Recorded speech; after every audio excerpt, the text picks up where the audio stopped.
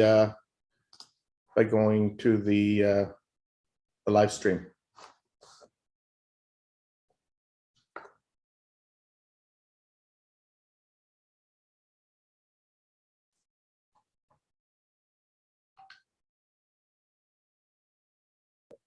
Good afternoon, Mr. Mayor. I can confirm you are live. Great. Thank you very much. And good afternoon, everyone, and welcome to today's special council meeting on July the 18th. As we begin, I just want to remind everyone that the City of Kitchener has aligned itself with provincial changes to COVID-19 restrictions, and City Hall is now open for in-person services, but appointments are still being encouraged. The city remains committed to the safety of our patrons and staff and continues to facilitate electronic meeting participation for members of the public. Those people interested in participating in future meetings can register to participate electronically by completing the online delegation registration form at www.kitchener.ca/delegation or via email at delegation@kitchener.ca. Any input received prior to the meeting is forwarded by the clerk to members of council and forms part of the public record for this meeting. For those who are interested in accessing the meeting live stream video, it's available at www.kitchener.ca/watchnow. Before we begin this afternoon's meeting, I'd like to acknowledge that this afternoon we're gathering on the traditional territory of the neutral Anishinaabe and Haudenosaunee peoples. We recognize our responsibility to serve as stewards for the land and honor the original caretakers who came before us. Our community is enriched by the enduring knowledge and deep-rooted traditions of the diverse First Nations, Métis, and Inuit in Kitchener today. So this afternoon, we're dealing with Regional Official Plan Review, Proposed Growth Approach and Draft Policies, DSD 2022-313. Council will recall that this is an item that we last dealt with on June the 20th, and we were looking to have a special meeting to deal with any input once the region, well, originally we were going to deal with this on June the 20th rather, but we were not able to because the region had not released their draft report yet. And so at that meeting on the 20th, we indicated we would be coming back to this issue after the region released its final report during the summer break, so that we could provide input if council so chose into the regional process before regional council considers this in August. And so in order to do that ahead of the meeting next week, which is the official public meeting, this week was the opportunity for us to do that. And today was the day that council had indicated was most available in council, and clerks had announced this meeting on last Wednesday morning. In terms of the report that's before us, Natalie Goss, Manager of Policy and Research, will begin with a 10-minute presentation. She is joined by Rosa Bustamante from the city, and there's some, as well as Leah Walters, our Manager of Maintenance and Ops. She's also joined by regional staff who are here to answer questions if they are not able to answer those questions. There have been written submissions provided from G. Schneck, as well as P. Britton, MHBC Planning. I know there were a number of members of the community who also emailed council directly, but have not, I don't believe, shared those with clerks. So if they want those to be part of their formal input, it would be up to them to share that or to advise clerks of that. We also have received a submission from Ian McLean on behalf of the Greater KW Chamber of Commerce and the Cambridge Chamber of Commerce. We have 3 delegations this afternoon, Mr. Kevin Thomason, Mr. Paul Britton, and Mr. Mark Flowers. And we will begin by going over to you, Ms. Goss. Thank you, Mr. Mayor. Just before we turn it over to Natalie Goss, there was also a written submission received by Kay Allergy just a few minutes before the meeting, and I just wanted to ensure it was noted for the record. Okay, thank you. So council can check their email and note that accordingly in the record. Thank you, Mayor Urbanovic. Good afternoon, Mayor and members of Council. Thank you for the opportunity today to continue conversations with you on the region's official plan review and growth approach and what it means for Kitchener. Staff appreciate the time and commitment that Council has given to this important topic. As Council is aware, the region is nearing the conclusion of a multi-year process to update their official plan and define a way for the region to grow over the next 30 years. According to the provincial growth plan, the region of Waterloo will grow to a population of about 923,000 people by 2051. The decisions made by regional council through this regional official plan review are important and will set the stage for the way that we collectively grow and build complete communities for the next 30 years. While the decision that regional council will make later this summer is important, it is a decision that provincial legislation requires be reviewed through official plan reviews every 5 to 10 years, providing the opportunity to adapt to changes, market conditions, and reflections on where we have been and where we would like to be. Next slide, please. On June 13th, Kitchener City Council passed a motion for the region's consideration as they finalized their preferred growth approach and related official plan policies. On June 29th, a preferred growth approach was endorsed by Regional Council, and an official plan amendment was tabled for public input throughout July. The report that is before you today outlines how the preferred growth approach and official plan policies align with Council's priorities.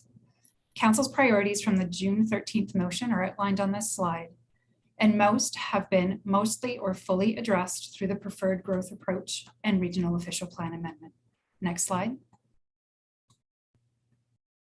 Council asked the region to consider how a current housing deficit in the number of units could be addressed. Due to limitations in the provincially prescribed land needs assessment methodology, this Kitchener Council priority is only partially addressed. The region has followed the provincially prescribed land needs assessment methodology, which does not directly allow for this. What the provincial land needs assessment methodology does require is that the region confirm and plan for 30 years of employment and housing growth, considering low, medium, and high density forms, as well as market conditions to meet housing needs across the region. Planning and forecasting housing supply for a 30-year timeframe is a new concept introduced by the province through an amendment to the growth plan in 2020. This 30-year timeframe and look at housing supply does provide time for municipalities to adjust if land supply is absorbed more quickly than anticipated at this time. Next slide. The preferred growth approach fully addresses Kitchener Council's priority to grow in the region's built-up areas, that's existing neighborhoods, through intensification first. Kitchener is forecast to add about 32,605 units within the built-up area by 2051. This represents about 44% of all regional intensification. The recommended approach includes a minimum intensification target of 60% for Kitchener and 61% region-wide. This addresses City Council's request for a target of at least 60% and is also in line with Kitchener's current planned intensification target in the official plan, which currently sets a minimum of 60% of new units directed to the built-up area by 2031. Additionally, the region's land needs assessment identifies a capacity of 95,476 units within Kitchener's built-up area. This intensification target will continue to enable Kitchener to plan for growth in intensification areas like downtown, our major transit station areas, nodes and corridors, as well as direct growth generally throughout the built-up area through a range of housing forms, including missing middle housing. Next slide. In Kitchener Council's motion, Council asked the region to allocate a fair share of growth to Kitchener, both through intensification and designated greenfield areas. Through the region's land needs assessment process, it was determined that to accommodate a 2051 population of 923,000 people across the region, an additional 150 hectares of community area land was needed, in addition to the 2,750 hectares of vacant community area land that already exists. The preferred growth approach does not include the allocation of any of the 150 hectares of new community area to Kitchener. And as such, Kitchener Council may wish to continue discussions today about whether this priority of council has been addressed sufficiently. Even though Kitchener is not proposed to see additional community area DGA through this ROP review, it will still have 40% of the region's vacant DGA, even considering the new community area to be added. Kitchener will also see 46% of the new DGA units in the region and will accommodate 44% of the regional population to 2051. Next slide. Despite not allocating additional community area DGA to Kitchener, the 150 hectares of new community area land has been allocated mainly to townships and all within the countryside line. Additionally, the region and landowners in SCIPA have worked together to provide the additional information on the SCIPA lands that were needed to delineate the countryside line and regional recharge area. Because of this work and collaboration, a countryside line has now been drawn in SCIPA. While these lands are not proposed to be added as community area DGA at this time, their inclusion in the countryside line allows the lands to be considered for DGA growth through the next ROP if more DGA land is required at that time. The preferred growth approach includes a portion of new community area allocated to Woolwich Township, including Breslau. Currently, 50% of the Victoria Street pumping station in Kitchener, its capacity is allocated to the township. Increasing utilization of this pumping station to accommodate more growth in Breslau has the potential to accelerate the need for downstream improvements to Kitchener's sanitary system, which has the potential to challenge Kitchener's ability to grow and intensify in areas that are reliant on this infrastructure. Staff have been and will continue to be in conversations with the township and region regarding a long-term sanitary solution for Breslau that protects and maintains Kitchener's interests. Next slide.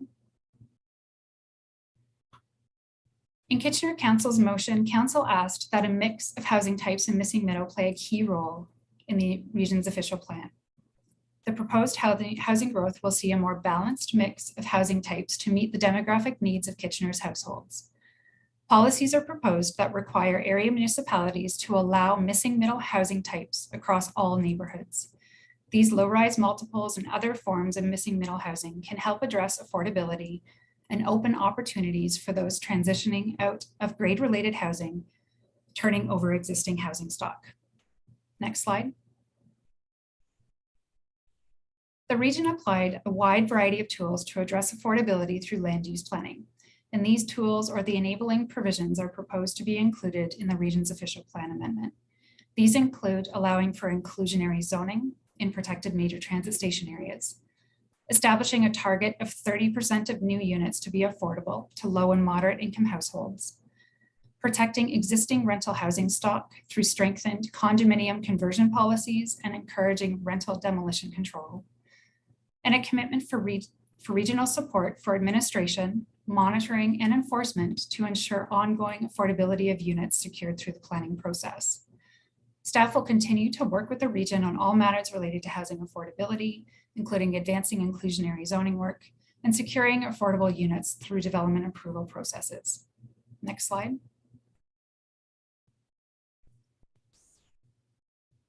The region's official plan amendment includes the concept of a 15-minute community for all area municipalities across the region. 15-minute communities provide for the ability to get daily needs within a 15-minute walk or bike from where one lives. 15-minute communities are also well served by frequent transit. The region's official plan builds on Kitchener's existing urban structure of nodes and corridors and major transit station areas by continuing to place an emphasis on these areas for growth. As previously reported to and discussed with Council, the region's official plan recommends including a new regional intensification corridor along Ottawa Street. This will serve an east-west connection, providing additional opportunities for intensification along the corridor and connecting Kitchener to employment areas and the airport to the east. Along with the 15-minute communities concept, the ROP amendment also includes enabling language for green development standards and energy planning, which will help further our collective climate action goals. Next slide. The region will be continuing conversations with the community and stakeholders throughout July, with a statutory public meeting on the official plan amendment set for July 27th, followed in August with a recommendation to Regional Council to adopt the final regional official plan amendment. In summary, the preferred growth scenario follows the prescribed provincial land needs assessment methodology, and addresses most of Council's priorities. City and regional staff are available for questions this afternoon to assist with Council's continued discussion of this matter. Thank you very much. Council, unless there's any immediate questions of clarification that can't wait, I would first of all thank Ms. Goss for the presentation, but secondly suggest that we hear from the delegations first, and then we'll come to questions of staff unless there's something pressing. If not, in light of the presentation and the fact that the region's document now talks about an Ottawa Street corridor and phase 3, I haven't done the exact calculation yet, but out of an abundance of caution, I will declare a conflict of interest in any discussion pertaining to the transit corridor in particular. As I have a family member that has a residential property not far from Ottawa Street. Councillor Singh. Thank you, Mr. Mayor. And due to the same circumstance for Ottawa Street identified as the intensification corridor, my family also has properties very close to proximity of Ottawa Street. So I would declare conflict related to any discussion on Ottawa Street. Okay. Councillor Davey. Yes, thank you. Same conflict. The proposed route goes largely through the ward I represent, and my home is about 300 meters or so from the Ottawa Street, so I'd have to declare a conflict to this as well. Okay, thank you. And Councillor Schneider. Thank you, Mayor. I'll have to declare the same conflict as Ottawa Street runs through Ward 2, and my home is very close to Ottawa Street. Okay, thank you. So if there are any questions of that, I'm just checking who, just 1 second, who acting mayor is this month. It is Councillor Ioannidis. So if there are any questions on that, I'll have to turn the floor over to you to chair that. And I just want to remind everyone to fill out the appropriate paperwork afterwards with the clerk's department. So with that, we will now then go to our first delegation, and that's Mr. Kevin Thomason. And I'd like to remind delegations that they have 5 minutes to make their presentation. Welcome, Kevin. Excellent. Can you hear me okay? We can. Thank you. Excellent. Good. Good day. Honorable Mayor, Councillor, and guests. My name is Kevin Thomason. At the last City of Kitchener meeting on the ROP a few weeks ago, an extensive motion was drafted by this council. Congratulations on getting almost everything you asked for and even more.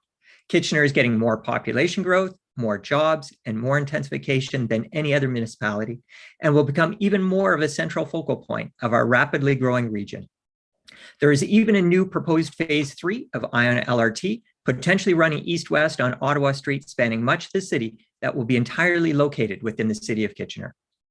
Regional Council has endorsed this bold, visionary regional official plan for the next 30 years, and it seems that from all the recent open houses and events, the public is extremely supportive.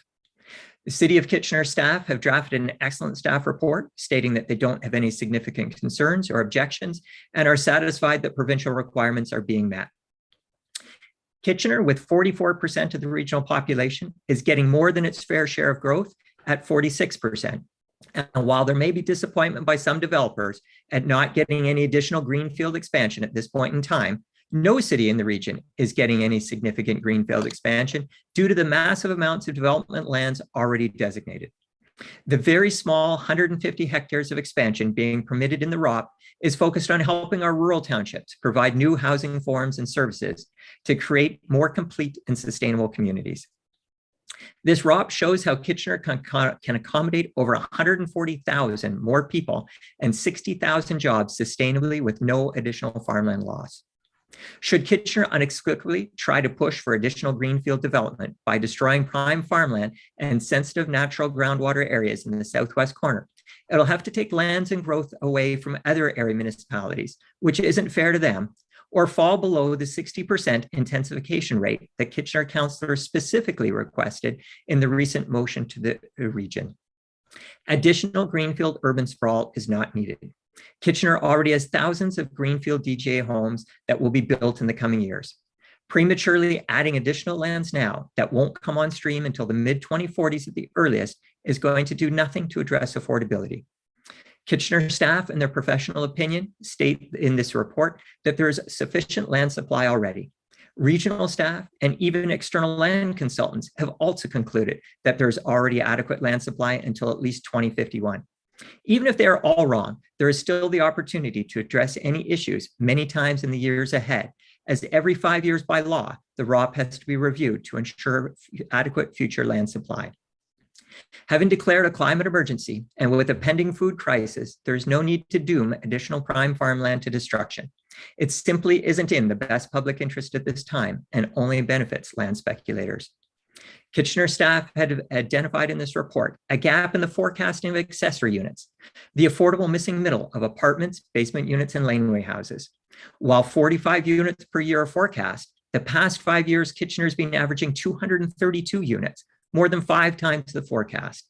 This difference alone over the next 30 years equates to over 5,500 units of affordable, highly sought after housing that will be created that isn't accounted for anywhere, potentially completely negating the need for much of the greenfield expansion already planned, meaning even less land will be needed in the future. The market trends and what consumers can actually afford have been moving the market away from single detached homes in distant greenfield subdivisions for many years now. The trends are clear, and we're heading in the direction of needing less land, not more. According to Statistics Canada, 88% of all single detached units in Waterloo region are owned by people who will be over 70 years old in 2051. This equates to over 99,000 homes that will likely be recycled back onto the market in the years ahead, particularly if more appealing housing options for seniors are created. This is almost 100,000 homes that will be becoming available for new young families. To put this number in perspective, currently there are only 99,815 housing units of all types currently in the city of Kitchener. So there is no shortage of single detached homes, nor does it appear that there will be any time in the foreseeable future. We have planned well, and our communities are leading the world, much due to our previous good planning, like the last 2009 regional official plan that has transformed downtown Kitchener, creating so much that we all now take for granted. In conclusion, I urge you to support and endorse the excellent City of Kitchener staff report. Now is not the time to regress back to unnecessary farmland destruction and inefficient, unaffordable urban sprawl that we all know doesn't even cover its own costs and has to be subsidized by others. With our rapidly unfolding climate crisis, we can't delay. This progressive ROP with the focus on sustainability and smart growth solutions is what we're going to need in the decades ahead. Thank you. Thank you very much, Mr. Thomason. We appear to have some questions for you. Councillor Davey. Certainly. Councillor Davey, you're muted. Oh, okay. Thank you. Yeah, sorry, Mr. Thomas, just want to start by thanking you. You put a considerable amount of time and effort and thought into this entire process, and we all appreciate it. I just have, and I agree, I'm largely content with a couple of concerns. I guess wanted to clarify then, so you're classifying any expansion in Kitchener as urban sprawl. Would you classify the same thing for the new Greenfield area in Breslau? Is that urban sprawl as well? It can be to a degree. And I think what we're seeing in Breslau there is that the lands that Woolwich are being given are much more constrained. If you look at the last draft of the ROP under option 2, Woolwich was getting hundreds of acres of greenfield expansion. And now I think they're getting 39 or something like that. And the pieces that you see in Breslau are basically little components and fragments that are basically rounding out and completing and kind of filling in missing pieces. And just, I think there's an attempt there to make some more complete neighborhoods and kind of fill in some gaps. And I think that's what we're seeing in all the rural townships. No one is getting new massive blocks of greenfield subdivisions. What there is a real attempt here to try to round out some communities, to fill in some mapping or correct some things from the past. But most of what you're seeing when you look at that 150 hectares that is in 5 hectares, 7 hectares, 9 hectares, they're little pieces and chunks being kind of doled out here and there to try to piece things together around the region. Thank you for that. And last question. I agree with the complete community part of that equation, but I haven't seen it. I haven't seen anything with respect to the sustainability. So are you aware of any information that tells us that there's been any analysis saying that building homes on the other side of the river will be more sustainable in terms of city services or like fire protection, police protection, traffic patterns, that sort of thing, versus the south end of the city of Kitchener? Yeah, excellent question. And indeed, the focus in this ROP on the complete 15-minute neighborhoods is fantastic. And the idea that these neighborhoods need to be everywhere, that neighborhoods just aren't a Waterloo or Cambridge or Kitchener thing, but they need to be in our rural communities. And so we see, for example, if we look at the acreage being given to Wellesley Township has identified that they're really short of seniors housing. They're going to have almost 3,000 residents in their community who will be over the age of 70 by 2051, and yet they've got 100 units of housing to accommodate, planned to accommodate over 3,000 people. So yes, they're asking for, I think it's 17 hectares of additional expansion, and they're very concerned that that expansion focus on the needs of the people in their own community. And so how do they create the complete shops, services, housing types, be it small apartments or townhomes or whatever? We also see in Wilmot, the councillors there are very excited to do an intensification plan to try to figure out how they can intensify within New Hamburg and Baden and provide the shops and services simply so their residents don't have to leave town because they don't have the housing types that are needed in the future. So some really interesting things happening around the community. And I think this is where it's exciting too. We look at even the discussion, and even it's kind of surprising the number of conflicts declared just a few minutes ago of the Ottawa Street LRT line. And the potential for that phase 3 is huge. Heck, just the fact that there's so many councillors that have to declare conflicts shows just how connected and the potential for growth and intensification and development along that line if there's already so many people that connected to it. So, I think there's a lot of really neat and exciting things in this ROP. Kitchener has led the province in intensification in the last decade. And, I think there's so much potential to move forward. That's where it'd be a shame to see suddenly the city moving backwards and, opening up, to potentially, dozens or hundreds of acres of, what could be traditional sprawl in a distant part of the city in the future. I think there's lots of good things happening here. Let's keep moving forward with it. And that certainly seems to be the feedback from the public at all the open houses and events so far. Okay, thank you kindly for your time, Mr. Thomason.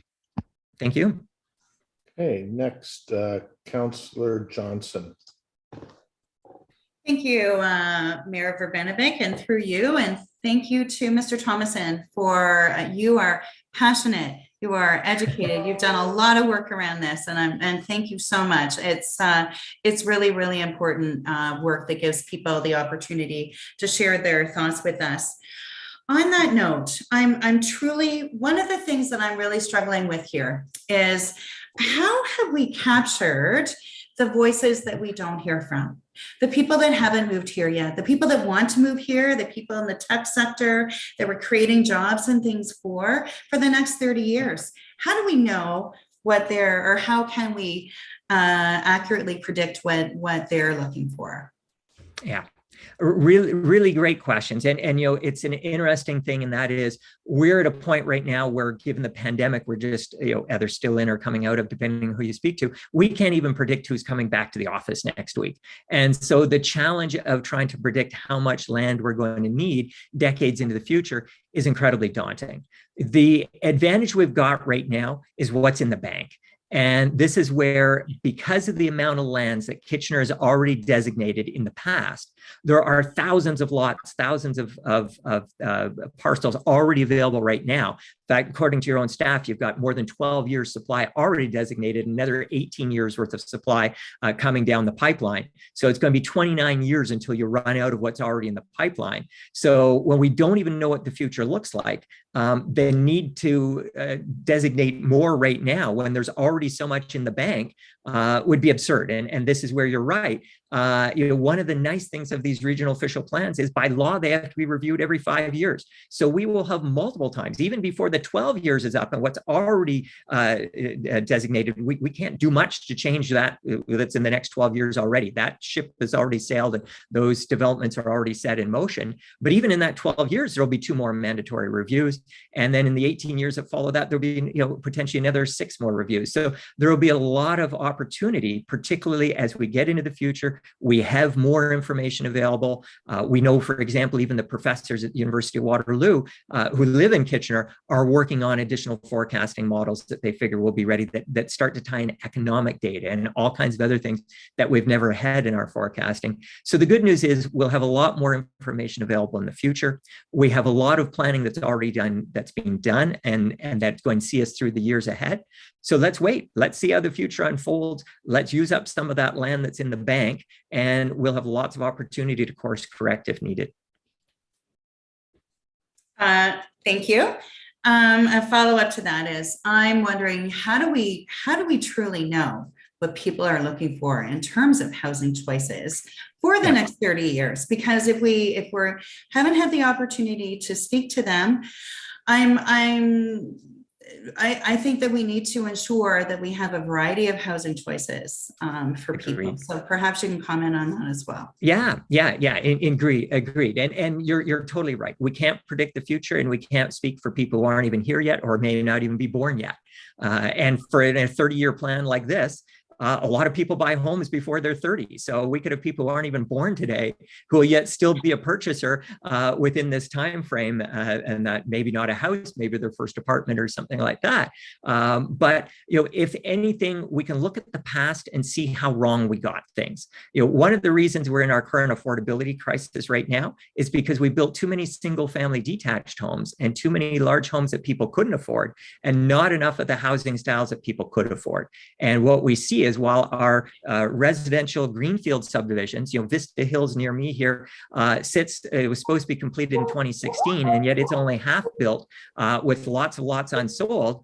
Meanwhile, our uptown lofts and condos sit with wait lists, and you have developers around the block coming to beg you for additional stories to try to meet demand. In fact, so many additional stories that people are starting to protest the size of the buildings that are appearing. So what we've seen in the past is our ability to predict is dreadful, and we get it wrong all the time, and the market is deciding for us. And what we've seen the market deciding is that those greenfield single-family subdivisions are in steep decline. They're down to less than 19% of all homes being sold in our region right now. And the other 81% is the boom that Kitchener is enjoying. It's those uptown lofts and condos and townhomes and people wanting to live within easy walking distance of public transit and core areas and those sort of things. And so, most likely that's what we're going to see more of. And that's what's exciting about this regional official plan, is it has that focus on intensification, on the missing middle, on those complete neighborhoods. And I think that's why it's getting such broad support in the public, and why it seems kind of astonishing to see Kitchener being so distracted by bringing additional farmland in the southwest corner, when you've already got perhaps the most successful intensification in downtown core in the entire province. We have run out of time, Mr. Thomason, but I look forward to some follow-up with you. Thank you. Yeah, anytime. Reach out, and thank you. Thanks, Councillor Johnson. Councillor Marsh, you're next. Thanks very much, Mayor Verbanovic, and through you. Thank you, Mr. Thomason, for your, as Councillor Johnson mentioned, your passion and your knowledge. I really appreciate it. And for pulling together such an articulate presentation in a short time. If I could just comment on that, and I want to say thank you. It's easy to talk about a place like ours that is so successful and doing so well. And it's not just me. There's an entire community behind me. Smart Growth Waterloo Region, the Grand River Environmental Network, Citizens Community Group. It's amazing the team collaborative effort that we're seeing across our community on this official plan. Okay, good to know. Yeah, so I know that we've got many diverse voices coming to share their opinions with us through letters and through delegations. And I'm just trying to understand your perspective and your group's perspective on the concern that if we don't expand the designated growth area in Kitchener now, we are kicking ourselves. Like, we're not doing ourselves a good service, because then we're going to stunt our growth. And I'm just wondering if you can please speak to that concern and tell us why, what your perspective is on that concern. Yeah, and in fact, it's actually the opposite. By prematurely designating area long before it's needed, you actually set yourself up for more failure and more problems in the future than the opposite. You already have massive amounts of land. You've got tens of thousands of lots already designated. You've got years and years of supply. No one is saying there's a land shortage anywhere in Waterloo region, and that there is no land crisis or anything like that. And in fact, a planner I was talking to on the weekend had a great example, and it was an example in Kitchener even, where because Kitchener back in the 70s and 80s had gone ahead and designated parts of the Pioneer Tower area and the Grand River area, which is basically the Lackner's Wood subdivisions, they designated them so far in advance that when time came to actually develop those subdivisions, all the plans actually had to be redone and redrawn, and all the subdivisions replanned, because they'd all been planned for septic tanks. And that was a huge issue, because obviously those areas weren't going to be coming forward in the 1990s, all on septic systems. So there was a massive amount of work and planning that at huge expense that all had to go back and be redone, because it was done absurdly too many decades into the future, and times changed. Septic tanks were not the way of the future. And that's the danger here. As Councillor Johnson was alluding to, we don't know who's coming, and we can't predict what our needs are going to be in the future. When you've already got decades of land supply now, it's absurd to go ahead and doom more farms to destruction when you have no clue what the future may hold. In fact, there could be more likelihood we know those farms for food than for housing in the future. And I think that's why we see so much concern in the public. Okay, great. And then, so just my other question then with regard to that is, why is it that if we have so much land that's already been designated, and given the green light to go ahead with plans of subdivision, etc., why, in your opinion, would these private landowners not be developing now with such a high increase in such a high demand for housing? Why are we waiting? There are thousands of homes for sale in our region right now. You can go out and buy a single detached home anywhere in the region. There is no shortage of single detached homes. And if anything, right now, there's starting to be concern and panic from realtors, because we have so many new homes coming onto the market now, and so many more for sale signs going up across the community as our economy is changing, and people are panicking and trying to perhaps change accommodations, move to less expensive. We're going to see interest rates making a lot of housing unaffordable. And then again, this is going to come back to, and the blessing could be those 5,500 accessory units that aren't being counted anywhere that your staff identified in the staff report. These are going to be the more affordable basement units, apartments, laneway houses, or whatever that people are seeking. That's where the demand is right now, and where the shortage is. The shortage is on affordable housing, not on giant distant mansions or that sort of thing. Okay, thanks so much. You're welcome. Thank you. Next, we have Councillor Singh. Thank you, Mr. Mayor. Like my colleagues, Mr. Thompson, I just want to add my thank you to you for your perspective and the time that you put into your engagement with all of this. And I'm welcome to avoid on the focus of now, because again, it is very market oriented and very fluid, as we're seeing in the market. Yeah. In fact, there was an extreme sense of urgency regarding affordability. And now it seems to be on a downward trend in consideration of home values, which are readjusted. Through this document that the region will be deciding, not this council, all we can do is add our guidance, is planning for the next 10 to 20 years, the very least. And it's about getting that right. So my question to you is, and I'm glad that, a motion that I had put forward in our last input session that was adopted by council is the recommendation that's being put forward by regional staff with 60% intensification growth. Yep. But at the same time, we are having tremendous amount of pushback from our residents saying intensification is not what they want to see, especially in our urban core, where we're having proposals put forward with considerable density, and we're having resistance with that density, saying it's too much, too fast. So where do we grow smart then? Who do we listen to? Do we listen to the sense of we have to grow intelligently over the next 10, 20 years, so not to jeopardize our limited farmland? Or do we focus on our residents who immediately see a concern about density intensification? Yeah, excellent question. I think the first thing to realize is that the next 20 to 20 years is already locked in. That those lands are already in development, the decisions have already been made, the plans of subdivision, the staging of growth.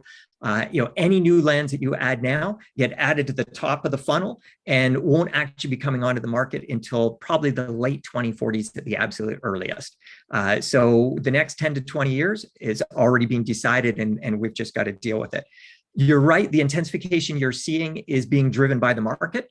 And you've got a lot of developers right now who have been proposing 40 and 50-story towers in the core because that's what the market is demanding, and they can sell them at huge profits. And they wouldn't be building them if they couldn't sell them and make a lot of money on it. So once again, here we see the market deciding and the market moving far ahead of people or us.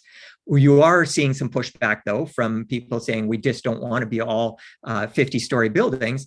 And there is a broad recognition that we're missing the missing middle. That missing middle is those 4 to 6 story walk-ups, those 8 and 10 story apartments, and the acknowledgement that that missing middle has to be throughout our entire community. And if we're going to have balanced civic budgets in the years ahead, we know we've got to better utilize our infrastructure. And we know that we have a lot of infrastructure out there that is underutilized. We know we have schools in some neighborhoods that have capacity for more children. We know that we have parts of the town where we are okay for sewage capacity and could take more. And this is where what we have that opportunity to do is encourage, through inclusionary zoning and all kinds of other things, this missing middle throughout our entire community over the next 10 to 20 years. And that's where all one has to do is look to Montreal, look to Portland, look to Vancouver, and these places that are leading the world and throughout Europe. And there's no shortage of opportunities for that missing middle or great examples that people in neighborhoods could get excited about. Mr. Thompson, it's great that you're laying it out that way. That's would be the ideal circumstance. Yep. But I'm going to really base your input based on anecdotal experience that we've noticed in the last year or so, where we Yep. have applications that address that 8-story to 12 stories that were outside the downtown core. So it has to be throughout our community, where Yep. again, we had tremendous amount of local resident pushback and saying, no, even 8 Yep. stories is too high, or even 12 stories is not within our consideration. So where, Yep. again, in the remaining time, what do we focus on? Do we focus on, we have to adopt this as our approach to development and our growth? Or do we again continue to see wider expansion of our community through growth? I'll leave that with your last comment. Thank you. Yeah. And the future is clear around the world. That inclusionary zoning is needed, and you need to make better use of existing infrastructure, and that is intensification throughout the entire community. And the opportunity to build those, those, be it a laneway house, a basement apartment, an accessory unit, walk-up to a 4-story apartment building, or even something more substantial. And what we're seeing in other communities and cities is there's an acceptance of these things in existing neighborhoods when the people in that neighborhood can see themselves living there. And one of the challenges we have in too many neighborhoods is we have aging people who know that they need to downsize, but don't want to leave the neighborhood, but don't have choices within that neighborhood. So that's where there's a huge opportunity here. If we can create housing units throughout our community that are appealing to seniors, they will readily move into them and won't protest them. When they see it's something that they could picture themselves in, they will readily move into it. And suddenly now that's freeing up a home, a much larger home, probably a very underutilized home with lots of empty bedrooms or whatever, in that neighborhood for a new family as well. So it's a win-win on both fronts. And that's the direction we've got to move to, and where there's so much opportunity in the years ahead.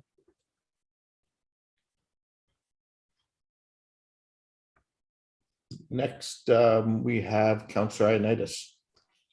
Thank you, Mayor Urbanovic, and thanks, Mr. Thompson, for coming in and with your presentation. I think on the most part, I think everyone here agrees with intensification, and to me, I think it's a lot of the stuff that we're debating right now is somewhat of a semantic in my mind, and to me, when I see development that's being put out in the townships, to me, that is the country. That is the countryside. That is the country. And then any development within the city of Kitchener is within the city, which is, in my opinion, which I feel is where the growth should be. Yep. So when you're saying that the growth in the townships is okay because they're rounding out those communities and all that, I feel the same way for Kitchener. I feel that the growth that's coming in Kitchener is rounding out the investment and all that. So why is it different, in your opinion? Because that's what I'm getting at. You're saying it's different. Yeah, good question. Well, if we look at Wellesley, for example, to come back to that, because I cited them already, they realize that this challenge of 3,000 residents that they need to accommodate, or they're going to have to leave town. They're literally going to have to move to Kitchener, Cambridge, or Toronto, or something like that. So they have a dire need there to accommodate their own citizens. Their rate of growth is far less than yours. Their rate of growth is incredibly modest for the future, and they're looking at just the intensification opportunities within the village of Wellesley, which is pretty modest. There isn't much brownfield or grayfield to develop there. They might be able to take down one larger home on an older lot or something and put up a 3 or 4 unit or whatever, but their growth for the future is very modest. Kitchener, I think, not only has growth aspirations for the next 30 years, but if you use up all your land within the countryside line now, or in the coming decades, what will you have in the distant future to offer people for housing choice without having to suddenly annex those rural townships? So in the end, Kitchener probably needs a perspective very much like the city of Waterloo. The city of Waterloo has realized that they're running out of land. They've got a finite. They're down to their last couple hundred acres, and they are handling that land like gold. It is phenomenal how they agonize over every single acre of that remaining land in Waterloo to make sure that it's going to be a complete community. There's the community center, there's a library or whatever. You look at the planning that's happening in Conservation Meadows or Beaver Creek or Herbsville or those sort of things right now. And I think Kitchener has to acknowledge that that you don't have vast, infinite amounts of land. You've got a little bit of land in the southwest corner that has to last for infinity. And the faster you use it all up, the less you're going to have housing choice in the future, because you will have built out your boundaries. And unless you're into annexing those rural townships and paving over them, you need to treat that land preciously. And I think that's where already there's thousands of homes being targeted to that. You've got 29 years worth of supply there, according to your own staff report, already in process, and that there is no shortage. To prematurely designate even more is quite confounding right now, and that only accelerates rather than efficiently uses what's there.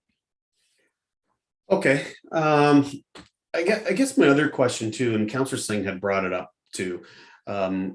It's quite often we're seeing pressure from every type of intensification possible in our community when it comes to even just duplexes so what support has your organization and your fellow organizations been able to provide us when we see these counter arguments? Because I haven't seen any of your organizations come when there's an intensification project to provide support to the community in what you're asking us here today, other than just talking today, and then we don't see any of your organizations after that. So why is that?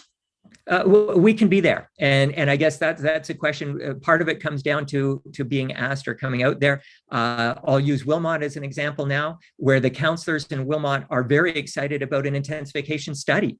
They've realized that, like Wellesley, they too have a large seniors population that, unless they can come up with better housing choices for them in the future, are going to be forced to leave their community. And so they are planning, and their councillors are quite excited about an intensification study to look at New Hamburg and Baden and figure out how can we accommodate within these existing boundaries, because we're only getting a few token acres here and there to round out a little bit. How can we accommodate what these seniors are going to need, be it apartments or townhouses or seniors homes or that sort of thing? What could a new main street of Baden look like, with shops on one level and walk-up apartments on the second and third levels? And one of the councillors there was particularly excited. She was citing a development actually she'd seen down in Kitchener, where there was a bunch of townhomes that all backed onto a central courtyard. She said, wouldn't that be exciting to have in New Hamburg, where they could all back onto the same courtyard? And so, I think that the opportunity is there, and certainly,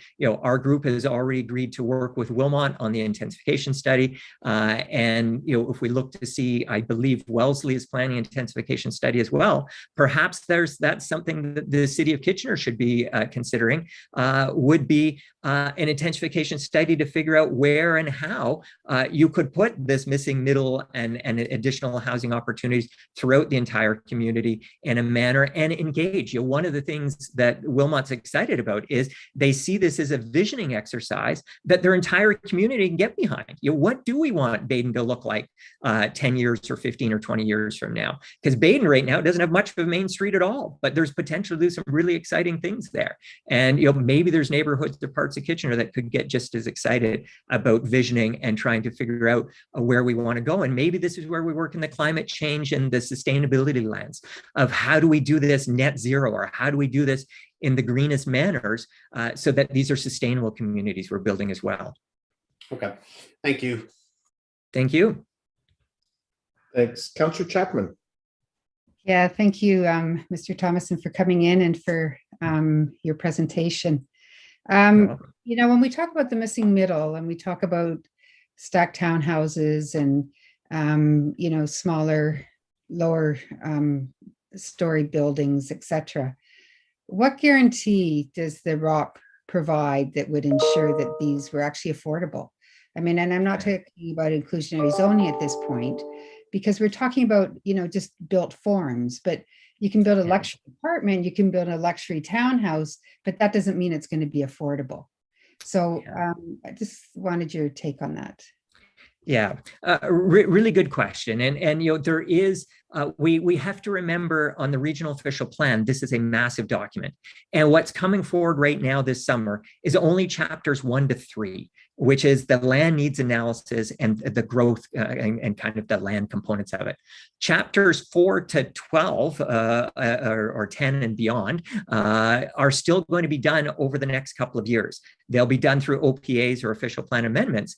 And that's where we get into some of the other contentious stuff like aggregates or whatever, but where we also get into some of the really interesting stuff like green development standards. And this is where we could get into some of the housing and affordability stuff. And it's in these additional chapters that I think there's so much opportunity for our communities and even so much need for region and regional staff to really lead with progressive things. And I think, while we've been highly focused on the first 3 chapters, these past year and a half or so, it's the next 6 chapters plus that will really, I think, be the exciting parts of the regional official plan, particularly in the years ahead. My second question has to do with, you talked about the condos that are being built in the more built up areas as being market driven. Yeah. How much of that is market driven and how much of it is investor driven? Well, investors in essence are the market. The developer's only looking for someone to buy it. He doesn't really care, or she doesn't really care who writes the check, whether it's an investor, a family, a single person, a retired couple, or whoever. They just want a sold sign hung on the door or the window. And so indeed, part of it could be investors. I think we see that investment is cyclical, real estate is cyclical. I think we're in the process right now of a changing cycle. We've seen, concern in the past about foreign investment that has waxed and waned at times. And so I think, one of the things we need to remember is that this is a 30-year plan, and we're going to see lots of ups and downs and cycles in that 30-year time. And I think that's just where we need to make sure that we have the foresight, the flexibility, and the solid planning. I think this is where we do have, Kitchener staff here, and their professional opinions are saying you've got a good plan before you. Regional staff and regional council has endorsed this plan. The external consultants have endorsed this plan, and it seems that most of the community is behind this plan. So I think there does seem to be that balance there, and it would be a shame to see Kitchener suddenly now to try to go and do something to upset that balance and not endorse things today as they are. Right. No, and I appreciate that. My final question just has to do with net zero builds and the climate emergency that we declared and sustainability, etc. Is it fair to say that, by not expanding our developable land, that's one way that we're meeting those goals? Massively. Maybe you can give us a bit more context in that. Yeah, massively. We can't overlook just 1 ton of concrete creates 1 ton of carbon. And to create a new street, by the time you look at the amount of asphalt, the amount of sewers, sidewalks, curbs, then all the new building foundations or whatever, by far the most efficient thing from a climate perspective is a building that's already built. Or putting it in a neighborhood where so much of the infrastructure is already in place. And that's where to have to go out and try to create everything from greenfield is not only is it the opposite, because you're destroying the farmland that's providing the food and all those ecological services, rainwater, groundwater recharge, all those things get lost. But then you're into this massive deficit where even if you build to net zero standards, there's still a massive carbon footprint just from all the steel, all the lumber, all the roofing shingles and concrete and everything that has to go into it. And so, it's one of those things that we can't overlook. We've got some very serious climate change targets that are 8 years away. We're supposed to be having our carbon footprint by 50% by 2030. And yet each new yard of concrete that we need is another ton, where that's going the opposite direction. So, we need to be really careful and ensuring that we're being as efficient as possible. And the efficient way is usually the more cost-effective way as well. Okay, thank you very much, and thanks for coming in. Thank you. Thanks, Kevin. Looks like that's all the questions. Thank you, thank you very much for coming in, and as others have said, for all of your efforts both here and at the region. I know you're very passionate on this issue and have been working very hard on it, and certainly appreciate it. So thank you very much. Well, you're welcome. Thank you. Okay, our next delegation then is Mr. Paul Britton.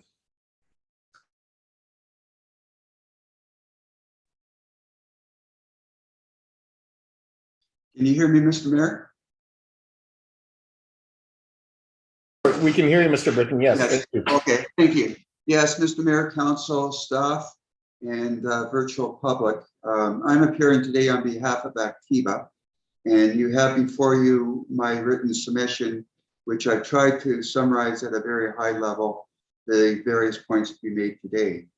I would start out my commentary in response to Mr. Thomason and say, it's not what is available, but what is required. So that's the important thing in terms of an LNA, it's determining land that's required and housing that's required by housing type. So we've done 2 things. We've done an independent analysis. We've also peer reviewed what the region has done, including the addendum LNA, which is before you. We've concluded that there's a need for an expansion in the city of Kitchener of approximately 240 hectares. Our specific request is to support an expansion in Kitchener for various reasons, but importantly to include our clients' lands as part of that expansion area, and they're identified in our brief before you. By way of background, Activa as well as the Schlegel Group have prepared 2 independent LNAs, both of which have concluded the need for a regional expansion in the order of 900 to 950 hectares. Our request, which is before you, is nowhere close to that size of expansion. And you'll recall that I appeared before you previously and identified certain aspects of the region's LNA that we thought were in error. Some of those errors have been corrected and some of those errors have not. Most importantly, what we've done is we've backdated our vacant land analysis. So we've got a consistent start year with the region, which is mid-year 2019. And we've concluded that the region through their addendum LNA has overestimated the supply of vacant land in the city of Kitchener to the tune of 240 hectares. So using the region's own calculation methodology, we think that as support or a replacement of that overestimate in the order of 240 hectares is warranted. It's also justified undertaking LNA in accordance with the provincial LNA methodology. We have also determined that the region's addendum LNA significantly underestimates the supply of total housing, but also housing by housing type, with significant gaps in missing middle housing and street-oriented townhouse, cluster townhouse, and yes, indeed, even single detached dwellings. No one here is talking sprawl. What we're talking about is well-planned urban areas and utilizing Kitchener's urban reserve, which has always been intended to accommodate the majority of the growth needs within the region. In terms of the region's analysis and the 50-minute concept, we do support that. Unfortunately, that analysis has not included a comparison with Kitchener and Kitchener's neighborhoods, which include Southwest Kitchener, as well as lands in and adjacent to the Rosenberg community. We think that Southwest Kitchener represents a best example of a 50-minute community, and all of that is set out in my submission before you. It's an extension of the Fisher-Hammond Road frequent transit corridor. The lands are within walking distance of a transit hub. We're adjacent to regional transit that's planned. We're adjacent to cycling routes. We're an extension of the scenic corridor network that's planned and exists within Dune. We take advantage, as smart growth should, infrastructure that's been built and investment that's already been made by the city of Kitchener, as well as the landowners in the area. In terms of why Southwest Kitchener, we set that out. Why Activa? Activa is committed to collaborating with the city and providing green infrastructure. We're committed to an inclusionary zoning type of approach for Southwest Kitchener, which will see a direct contribution to affordable housing needs within the city. We're committed to the complete community concept. We're committed to net zero construction. And I haven't heard that as a commitment to anywhere else within the region, but as you know, Activa is a leader with respect to net zero construction. And we're committed to exploring district energy initiatives with the city, the region, and utility providers within the area. So with that, I would end my comments because I see my time is almost over, but hopefully I can round out the conversation if there's any questions of me. So thank you. Okay, thank you very much, Mr. Britton. Looks like we have one question at this point. Councillor Ioannidis. Thanks, Mayor Urbanovic, and thanks, Mr. Britton, for coming in. I guess my question is, looking at your lands needs assessment peer review, who conducted those studies? I think the region studies were conducted by the region's consultant, Dillon, and Watson in consultation with regional staff. In terms of the vacant land inventory, I'd rather expect it was completed by the region. So you'll see our comparative analysis. We had the same GIS information in terms of building permit data. I think what I would observe is the region's analysis is somewhat incomplete and inconsistent. I feel very confident with respect to our peer review of the work, as we've got one of the best GIS experts in Ontario. Okay, and by looking at your comparisons, and just based on the graphs, the pictures alone and all that stuff, it almost seems like there's a 40% difference from 2019. Right. So you'll recall when I last appeared before you, we did our vacant land analysis as of June of 2021. And so the first observation really is the vacant land analysis, which is before you, completed by the region as well as ourselves, is already 3 years out of date. So what we tried to do, just to ensure that we're apples to apples, is we backdated that work to say, okay, there is a difference of 240 hectares overestimated by the region's addendum LNA. But if you carry it forward to today, there's a significant amount of land within the region that has since been developed, and you only have to go out to Rosenberg community or the Wollaston community, Grand River South. They're all developing at a quite rapid pace, and that absorption has not been taken into consideration in the analysis which is before you. Okay.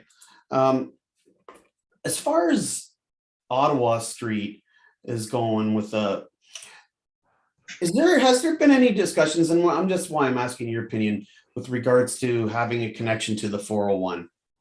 Are those still in any discussions that you've heard from your professional opinion? Yes, in terms of the 401 connection, I'll just round out some background and then answer directly. At one time, there were 3 options that were under consideration. One was Strasburg Road, one was Fisher-Holman Road, and the other was Trusser Road.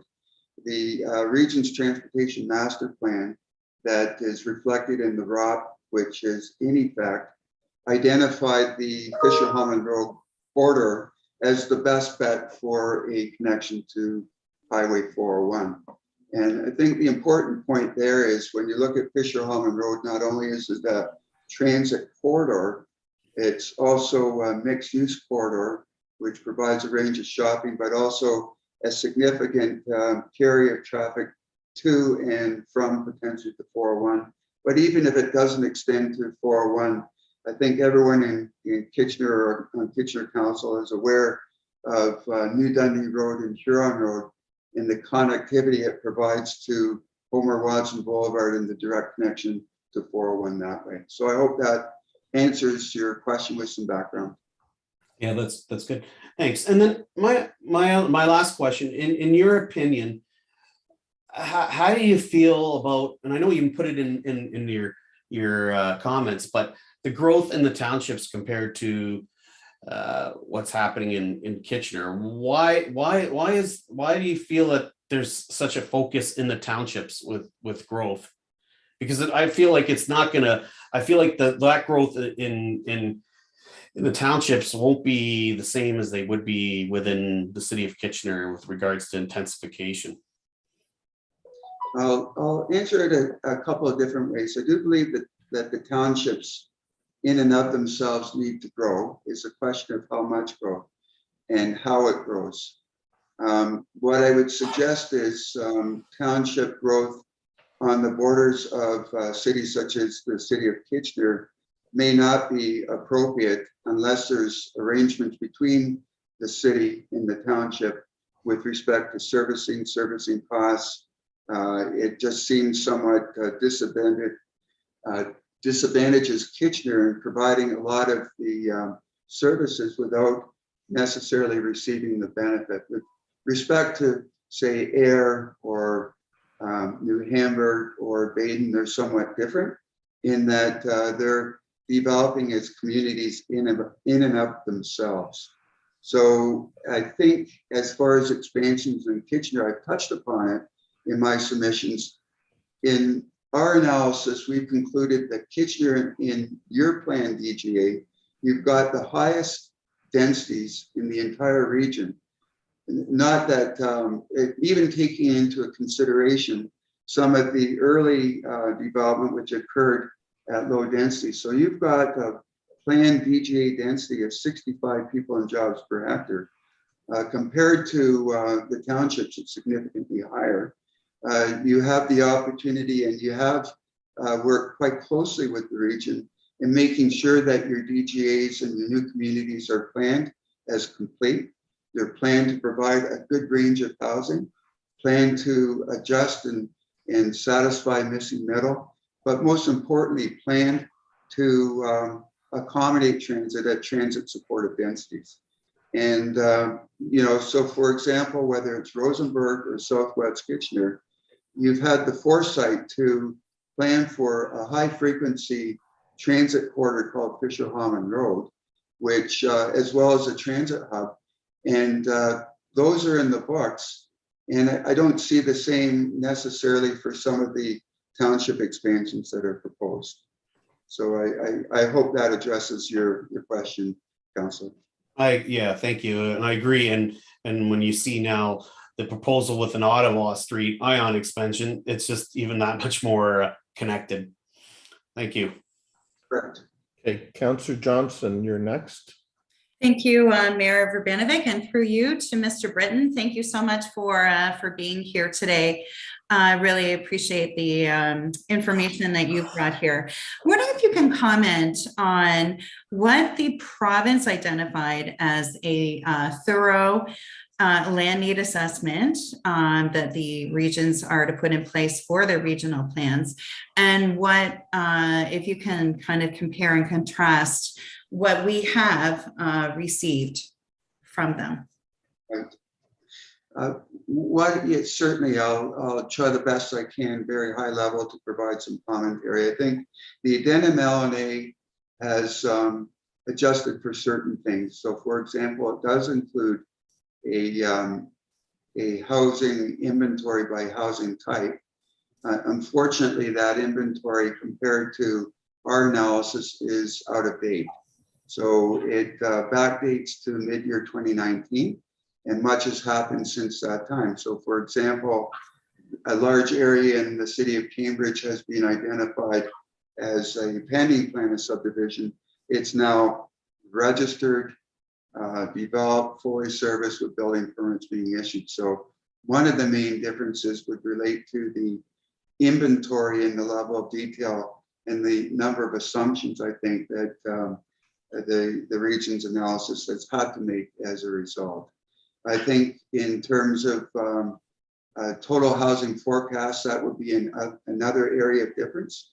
So with respect to some of the commentary by staff where they're saying there's an inability to address the housing deficit that exists because they're somehow shackled by the provincial land needs methodology, I would disagree to a certain extent. And from that point of view, although the population must be accommodated, there's some liberty that's provided in terms of how to go about forecasting your housing needs. So the province has some guidance, but they don't have a requirement that one must adhere to the housing forecast that the province has prepared. So another significant difference would be in terms of the total amount of housing that's forecasted, but most importantly, the housing by housing type, there's significant differences.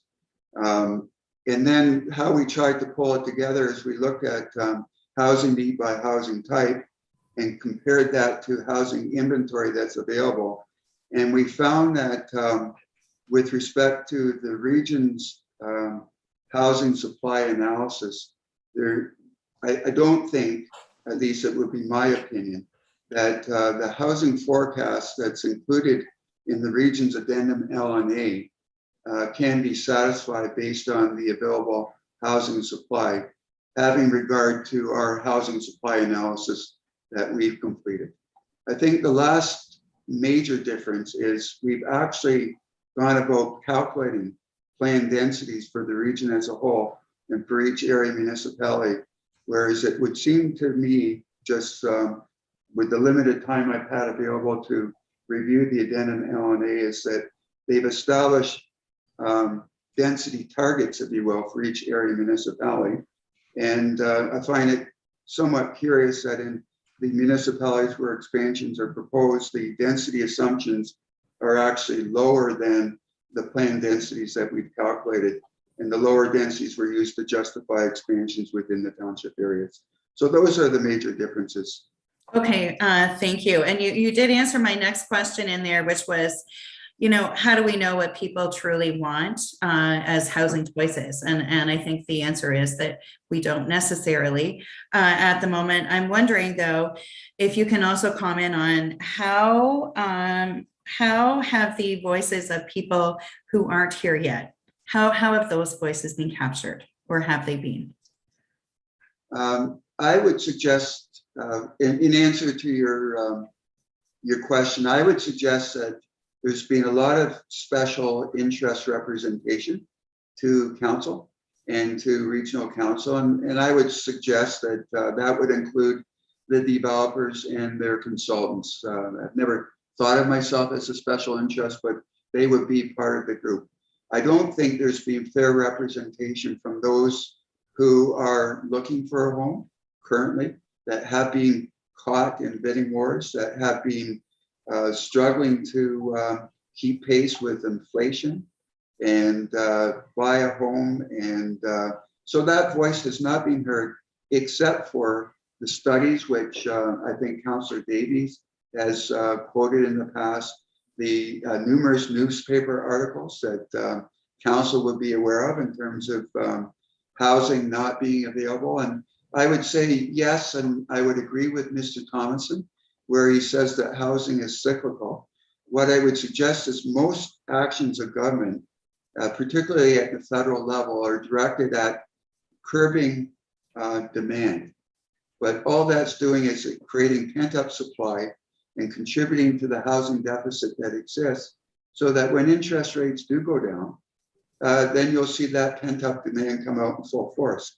So we can't look at, you know, sort of anecdotal, well, here's a great semi that's being built, anecdotal in terms of what happened 6 months ago, 2 years ago, or present. What's important is to look at what's required over the complete planning horizon to 2051. So the last comment to your question would be, is there's this notion of, well, let's just park the issue, not address the housing need, because we've always got time to pause and recalibrate. Well, the growth plan provincial policy requires that we plan to 2051. The process timelines also require that we take immediate and urgent action, because to Mr. Thomason's point, you can't turn, you know, the freighter ship around in short order. It takes a good 20 to 30 years to bring lands that are added to the urban area to fruition. So Rosenberg is a classic example. I worked on that as a consultant back in 1986. The lands west of Fisher-Hammond Road have just pulled their first building permit 6 months ago. So, you know, calculate that sort of time frame, it's huge. So, you know, what we must do is the best that we can. And I would suggest that in predicting housing forecast needs, there is some science to it, there is some art, but from an affordability point of view, it's better to err on the side of caution than constraint. And yes, I've heard the commentary about, well, let's protect farmland. Well, in Kitchener, the lands that we're talking about, they're subject to steep slopes, they're undersized parcels that aren't even minimum requirements for farming, and they're not developed with farm buildings. So if there is to be an expansion on quote farmland, I would suggest that there's lands within the city, not just within Skippa, that better fit the bill as to where expansion should occur. Thank you. And I don't think that anyone is suggesting going outside of the countryside line here, but thank you so much. Appreciate it. Right. Yes, thanks for your questions. And it's a privilege. Next up, we have Councillor Chapman. Yes, thank you. Thank you for coming in. I have a couple questions. So is that Activa currently sitting on lands that are undeveloped, that are undevelopable lands? And if so, how many hectares are, what's the size of those properties? To make sure I understand the question, is Activa sitting on lands that are developable? That you have yet to develop, that you might have permits for, but you are holding off developing? No, Activa is not holding off developing lands at all. And that was there's been some suggestions of that.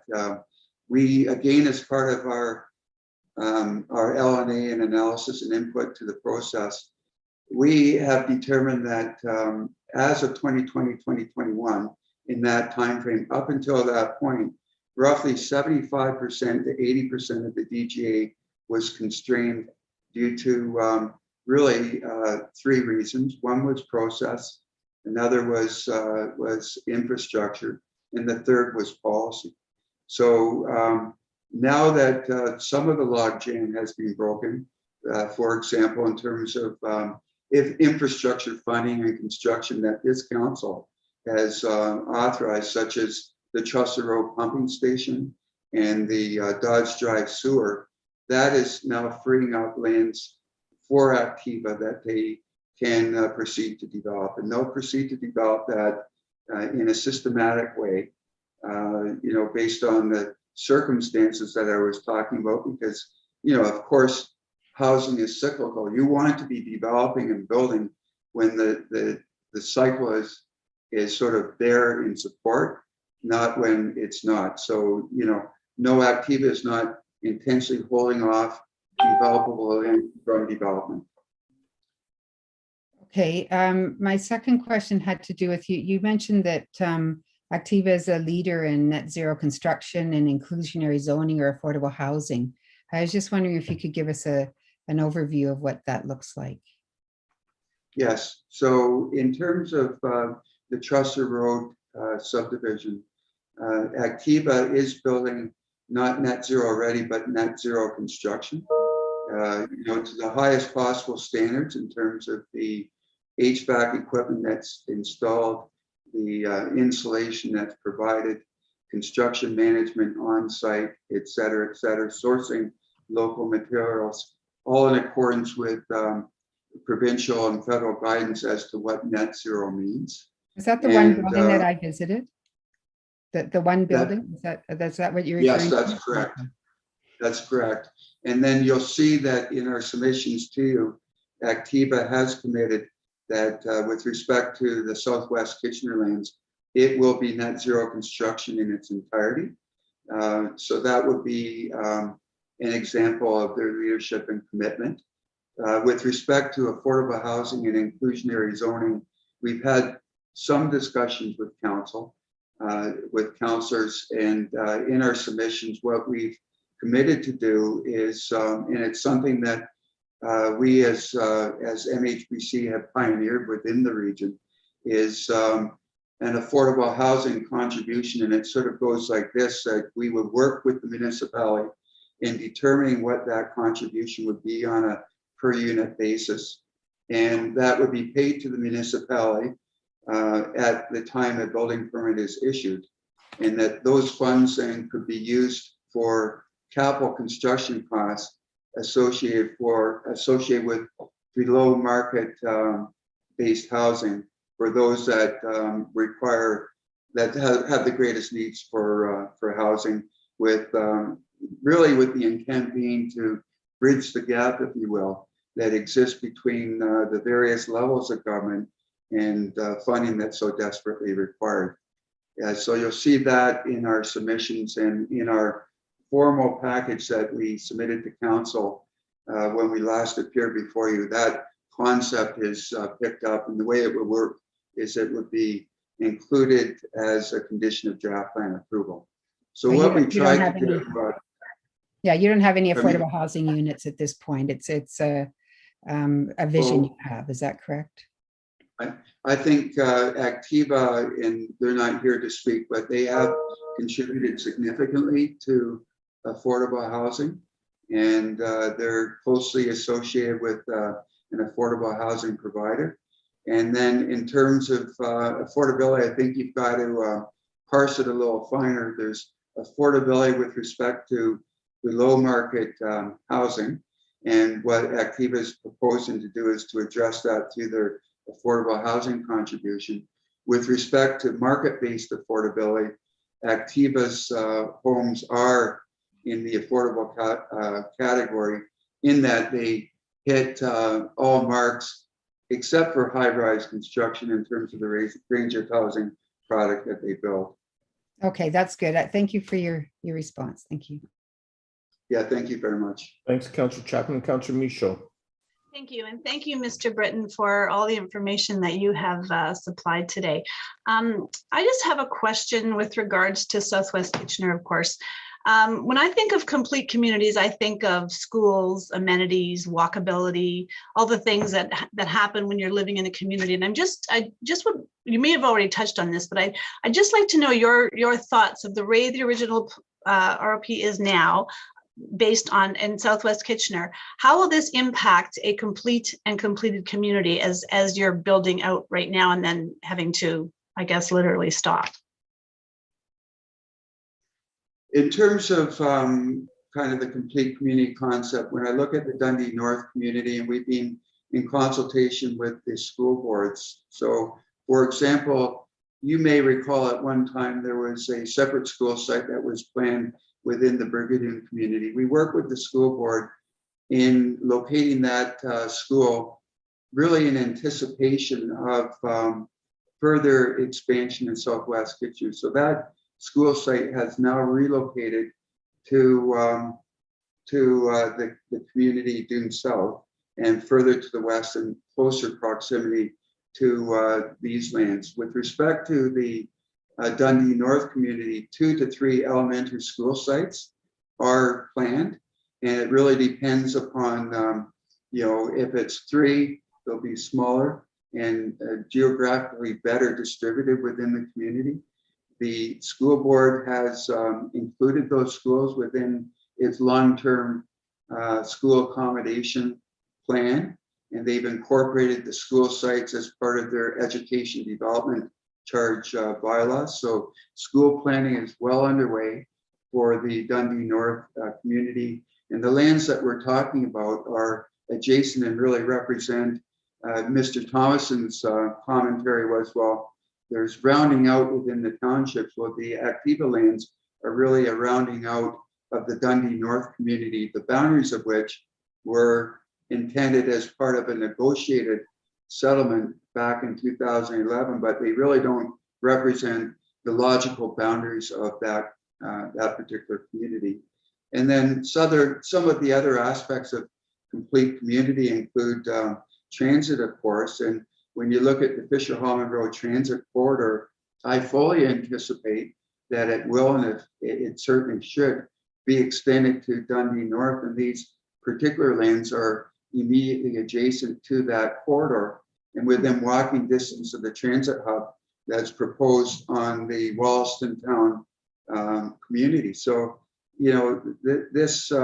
these roundouts are sort of logical roundouts, in my opinion, and together will support, the Dundee North community as a complete community, which, when you look at the terms of reference, include, a high degree of focus on energy efficiency, net zero construction, and again, through our submissions to Kitchener Council, we've confirmed support to working with you in developing net zero energy efficient distribution networks within the community.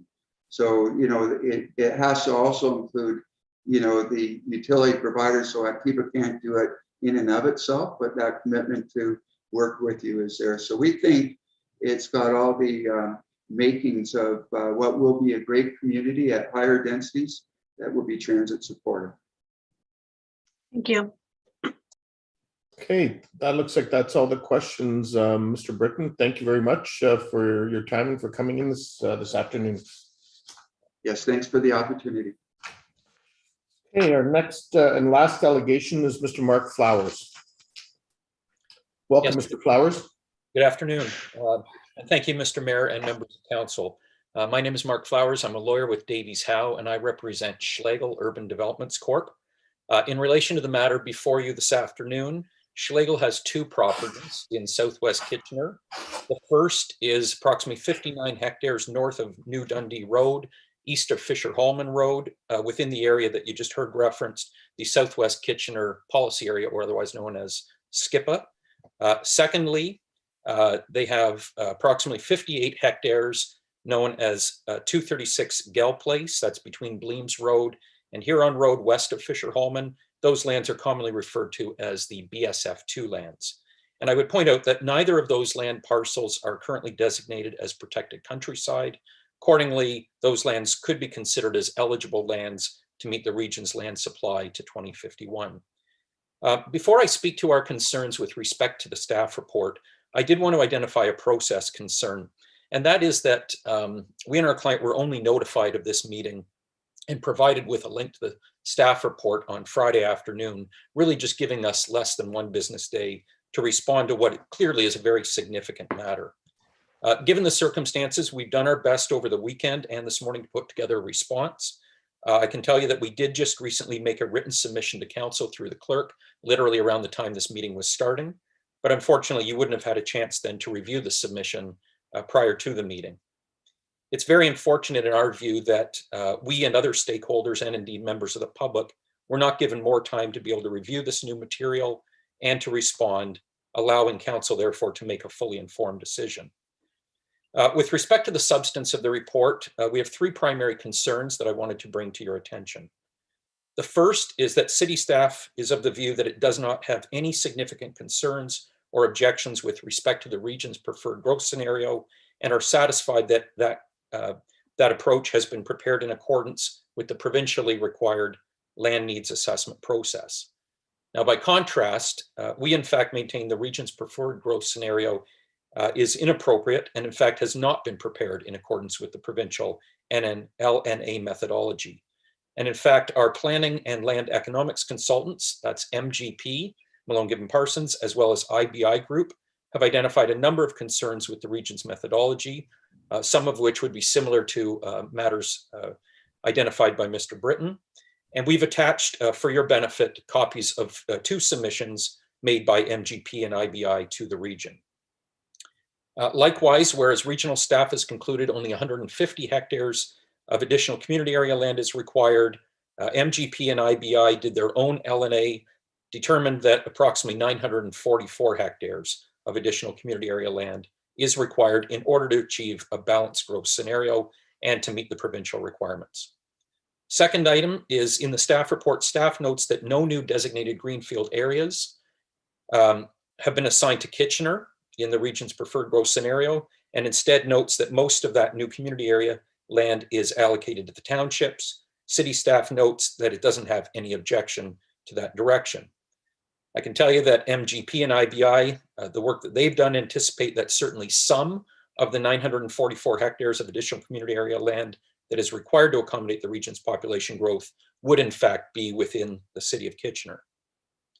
And we submit that the region has not provided sufficient justification for the relatively small amount of additional community area land that's contemplated in its preferred growth scenario, nor has the region provided sufficient justification or analysis in support of the proposed locations of those expansions. Indeed, the staff report before you today merely notes that by allocating most of the 150 hectares to the townships, this will provide opportunities for those townships to grow sustainably into complete 15-minute communities. And the third item is, regardless of the amount of additional community area land that is required to accommodate the population growth of the region to 2051, the staff report really just fails to recognize the BSF2 lands as an appropriate location for such growth. The staff report suggests that if City Council chooses to advocate for a portion of the additional community area land to be added within Kitchener, some of that land could be within the SCIPA area. But again, no reference to BSF2. While Schlegel continues to maintain additional community area land is required to accommodate regional population growth to 2051, such that both the SCIPA lands and the BSF2 lands should be considered, the BSF2 lands should not be seen as secondary to the SCIPA, nor certainly not ignored, as staff apparently have done. We submit that the BSF2 lands would be an ideal location for an expansion of the urban area to accommodate additional residential growth, particularly given it's immediately adjacent to the existing urban area, has municipal infrastructure literally at its doorstep. Transportation connections could continue through those lands. And of course, there's ability to achieve a complete community together with the surrounding Rosenberg secondary plan area. I will also say that again, through the last ROP process that concluded in 2015, the lands were not designated as protected countryside. So in conclusion, we request that City Council not endorse the staff recommendation and the comments in the report. Instead, we urge Council to direct staff to advise that City of Kitchener does not support the region's growth scenario, either in terms of the amount of land or the location of the expansion. And instead, we would ask that Council advise the region that it supports the balanced growth scenario identified in the materials provided by our consultants, MGP and IBI, and that both lands within the SCIPA and the BSF2 lands should be considered for settlement area expansion as part of the current regional official plan process. Thank you. Thank you, Mr. Flowers. Are there any questions for Mr. Flowers? There don't appear to be any. So thank you very much. Great, thank you. Okay, I'll now go to any questions of staff, and I would ask that any questions at the end, I would ask any questions pertaining to the Ottawa Street corridor to be left until the end. If there are any, I'll pass the chair over to Councillor Ioannidis at that point, and he can take any questions that staff may have with respect to that transportation corridor, that council may have rather of staff with respect to that. So any questions of staff on anything other than the Ottawa Street transportation corridor? Councillor Davey. Yes, I have a couple of questions. First question is if there has been any analysis done in terms of sustainability comparing the planned new greenfield growth in the townships versus what would potentially occur in Southwest Kitchener. And with sustainable, I mean sustainable with respect to our environmental pledge, sustainable with respect to the cost of providing city services.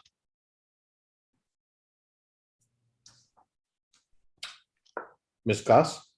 Through the mayor to Councillor Davey, it's our understanding that a sustainability technical study was prepared as part of the region's technical information, and perhaps I can ask one member of regional staff to walk through a summary of those details.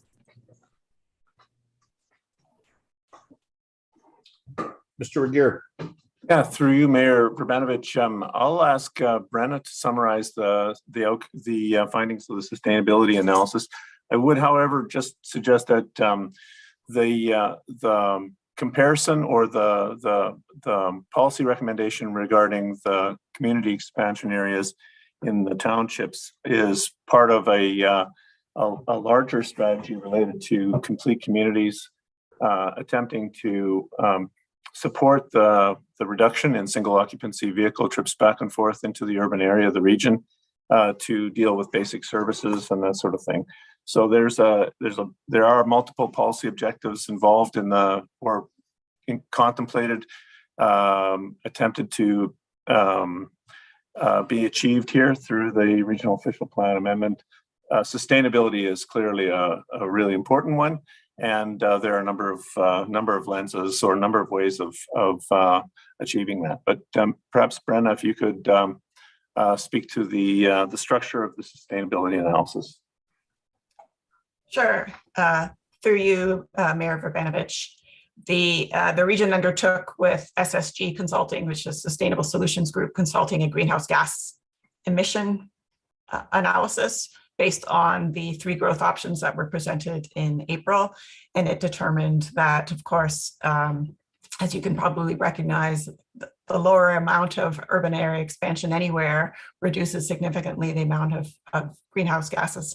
So they did briefly look at our preferred recommended approach to growth, which is slightly above the option we presented in the third option, you could say, which had 0 amount of expansion, and suggested that that it was the most efficient way to go in terms of the reduction of greenhouse gas emissions based on a slight increase in community area expansion. And that was directly comparing the township expansion versus Southwest Kitchener? It was overall. It wasn't based on Southwest expansion in the city of Kitchener. It was the growth expansion options presented overall. Okay, and my next question is with respect, and I brought this up and it was part of the motion that Kitchener actually adopted, and it's with respect to the absolute targets that in terms of the population growth and the number of homes. And I think I asked this at the previous council session, but is all this data coming from like 2020 or previous? And I'll preface it. The reason I ask is I look at the population growth estimate and I look at the number of homes. So the population growth estimate is 306,000 people to 2051, and the number of homes required was, where did I see that? 121,000 housing units. Okay. When I do the quick napkin math on that, it tells me that we are continuing to be well below the G7's average of number of homes per capita. So again, was the ongoing deficit, and this doesn't even include the existing deficit, this is continuing the deficit of homes going forward. So what target is the region using? And if it's the province's target, that's fine, but that just means their target's wrong. What target are we using for the number of homes per capita? The population, through you, Mayor Verbanovich, the population targets or growth forecasts come from the province's Places to Grow Schedule 3 plan. And that was done by Henson Consulting on behalf of the province back in 2020 when they released the updated growth plan. So we are aware that the population forecast goes out to 30 years, and we are accommodating that population through our growth and development of lands and housing units out to that time. Okay, Ryan, Ryan, our specialist at the region in planning information and review of the LNA, is also on the call if there's anything else you want to fill in there, Ryan. No, you summarized it quite well. Okay, thanks. Okay, so question then. So the quick plug-in number, the average of the G7 homes per unit for 306,000 people says we need 146,000, assuming that estimate is correct of 306,000, we need 146,800 more homes by 2051. The region's target is 121,000. So how do I reconcile that? Do we just need less homes per person than the rest of the world? I think it's a conversation through you, Mayor Verbanovich, that needs to be had with the folks that are putting the forecast together at the provincial level. So we've heard from a number of representatives saying that, are we accounting for the increase in migration? Are we accounting for the number of homes as you speak to? And we take our numbers from the province, and that is what we are required to implement and plan for. Okay, thank you. I'll have comment as well, Mr. Mayor. Thank you. Thanks. And it's an interesting question, Councillor Davey, because if anything, I would argue that in North America, our number of homes per capita is likely more than in many of the other G7 countries, simply because we don't live with extended families in the same quantities that they do in many of the other G7 countries. Which I think further makes your point that you raised. Councillor Marsh, I believe you were next. Oh, okay. I thought Councillor Ioannidis was next, but that's... Well, you were, and then they reversed, and so I don't know what happened. So okay, and so that's why I'm going to you next. Whatever. Okay, here we go. Thank you. I just didn't want to skip the queue. So I have a couple questions. One is just, I'm trying to understand, it's small, but why on earth is Kitchener singled out with 60% intensification rate instead of 61? And why wouldn't we just be looped into 61%?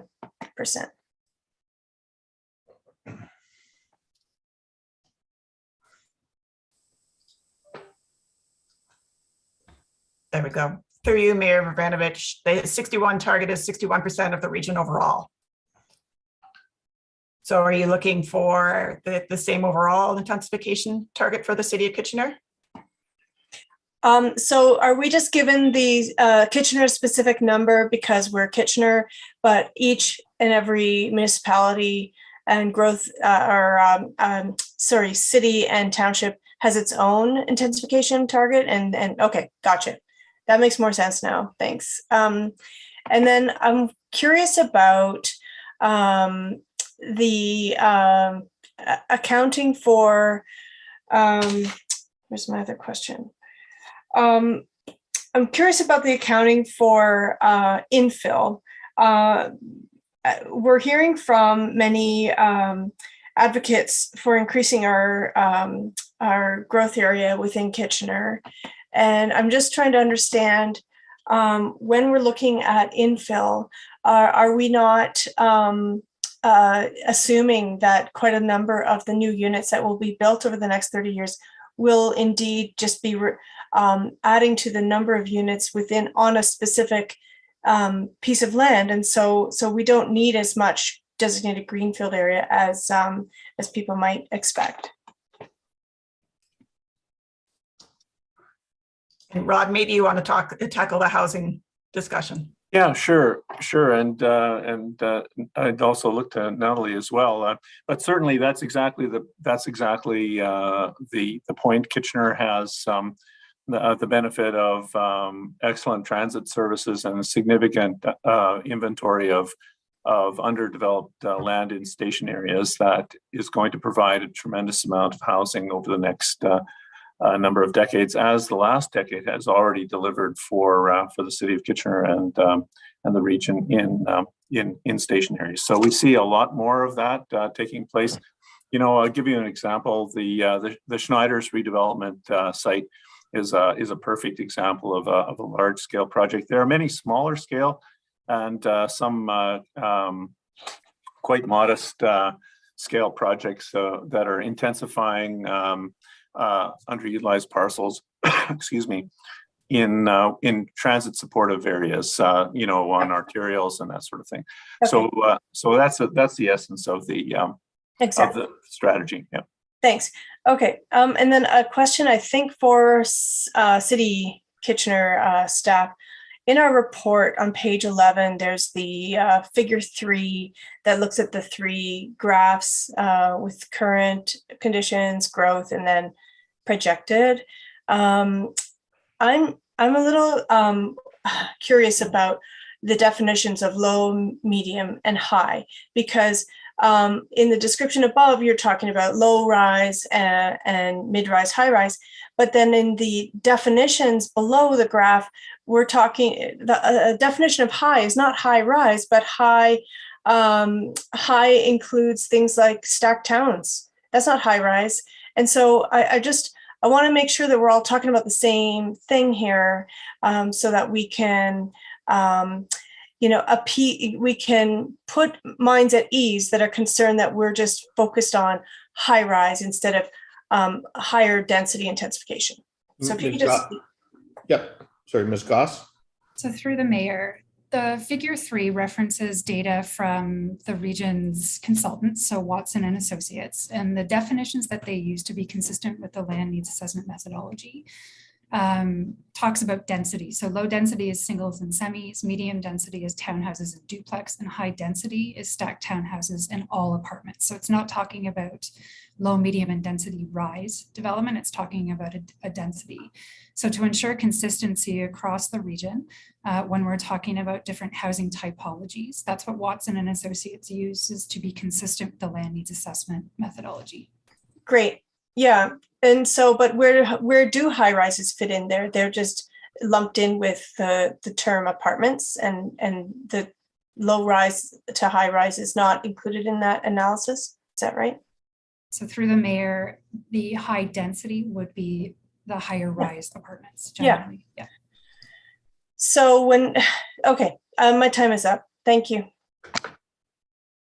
Councillor Ioannidis. Thank you, Mayor Urbanovic. And my questions is directed to regional staff.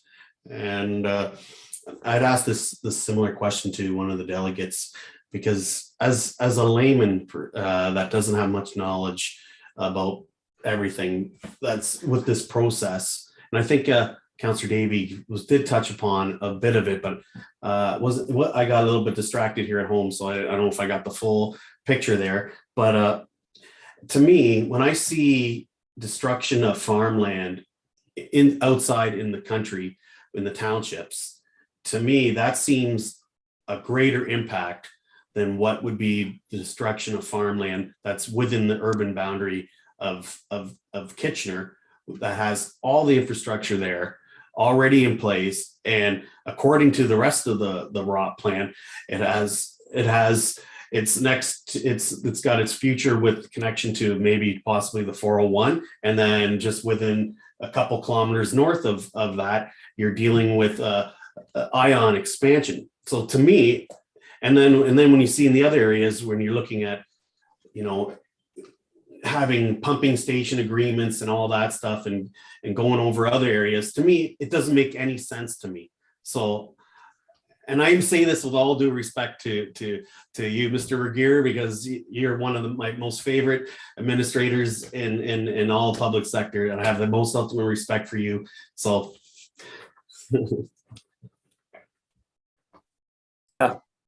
Thank you. Through you, Mayor Verbanovich. So the way that I think about this, Councillor Ioannidis, is that our regional vision includes both rural and urban communities, and we're making a very significant investment in the ongoing development of the city of Kitchener through the development of higher order transit services, through the contemplation of another intensification corridor, through close partnerships and support on things like active transportation networks and so on. So I think that we're completely aligned in terms of the strategy for the ongoing development of the city of Kitchener. In fact, the region could not actually accomplish this larger vision of a more sustainable, equitable, inclusive, thriving region without that partnership with the city of Kitchener. The fact of the matter is, as the earlier delegate, Mr. Thompson, mentioned, there are some very specific needs in the townships that, where there are gaps in the amount of land that is available and the type of housing that is available to support the needs of the community, plus the additional community services that are required. For example, we have in the township of Wellesley, we have only 17 hectares of land available currently to accommodate growth through the planning period, and the township is not particularly the village of Wellesley does not have, for example, the scale to support a number of commercial and professional services that are currently causing people to drive to and from the urban region.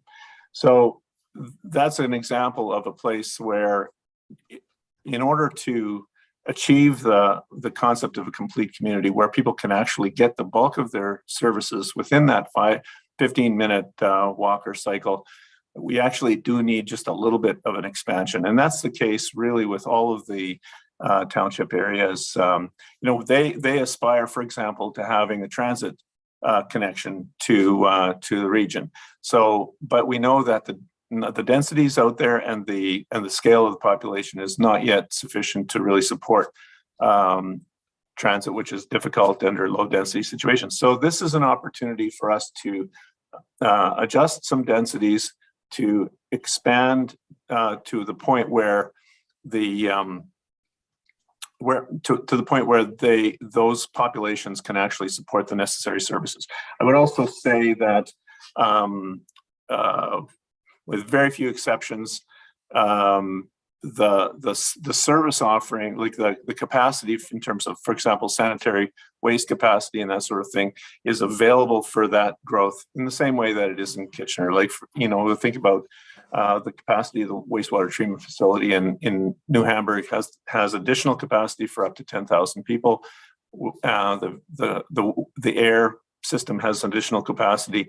There's a bit of additional capacity, very slim in Wellesley and Elmira as well. So I think I want to assure council that the planning here is for complete communities in each of the area municipalities and within the servicing constraints of those municipalities. Okay, I see my time's up. I will re-key back in. Thank you, Councillor Ioannidis. Councillor Johnson. Thank you, Mayor Verbanovic, and through you to Mr. Reguera. Thank you so much for being here. I know that you and your staff have certainly spent a lot of time on this, and it's a huge undertaking. And I look at it from our perspective that it is as well, and that there's some really important and huge decisions to be made here that we don't take lightly. I'm wondering from the sustainability assessment, or to go back to some of the questions that Councillor Ioannidis was asking, have we, or have you considered as part of this the fact that other communities, I hear daily things on the radio about Tavistock having, all these new homes and things out there, that people that are really great talent that we want to attract to this region, maybe choosing different communities like a Woodstock, like a Brantford, within driving distance of here. Is that part of the sustainability assessment that we're looking at? If we don't have housing choices here, or enough of them, because not everybody's going to want to move into, they're coming here with families, et cetera, that they're not all going to want to move into the downtown corridor in a high rise. Are we considering that as part of the sustainability piece and the environmental factor of people moving and making those choices elsewhere and coming here? You, Mayor Verbanovic, absolutely. This is a key consideration. We're absolutely obliged to provide a housing mix which meets the needs of the community, including those who aspire to living in single detached houses as well as apartments. The simple fact of the matter is that the bulk of our housing stock right now in the Waterloo region is single detached and low density housing. And the development of apartment dwellings and higher density forms such as towns and stacked towns is taking place now because of market demand, as was mentioned earlier in the session. I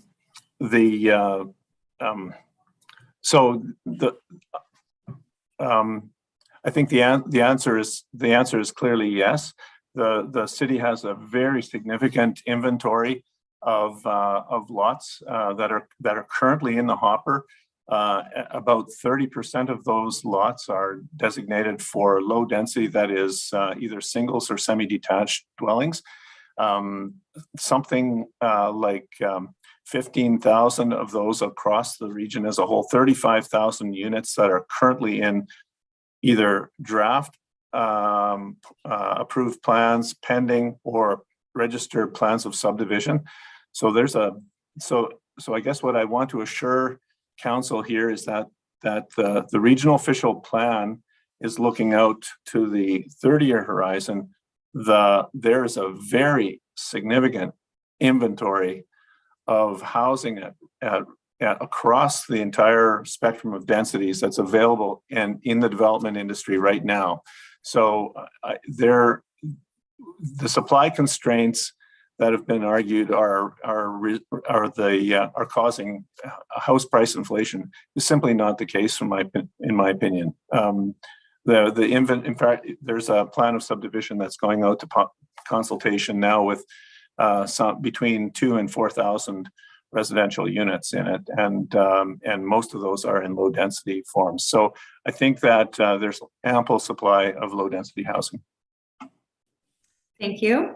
Something that I've asked everyone else, how do you think, or do you think we've done a good enough job that you have of capturing the voices that aren't here and that we haven't heard from? Yeah, through you, Mayor Verbanovic, we've had extensive engagement, extensive consultation. As someone earlier in the session did mention, there are people who will be buying homes in 2045 that are not yet born yet today. So we have not consulted with them, but certainly we've had extensive conversations across the community.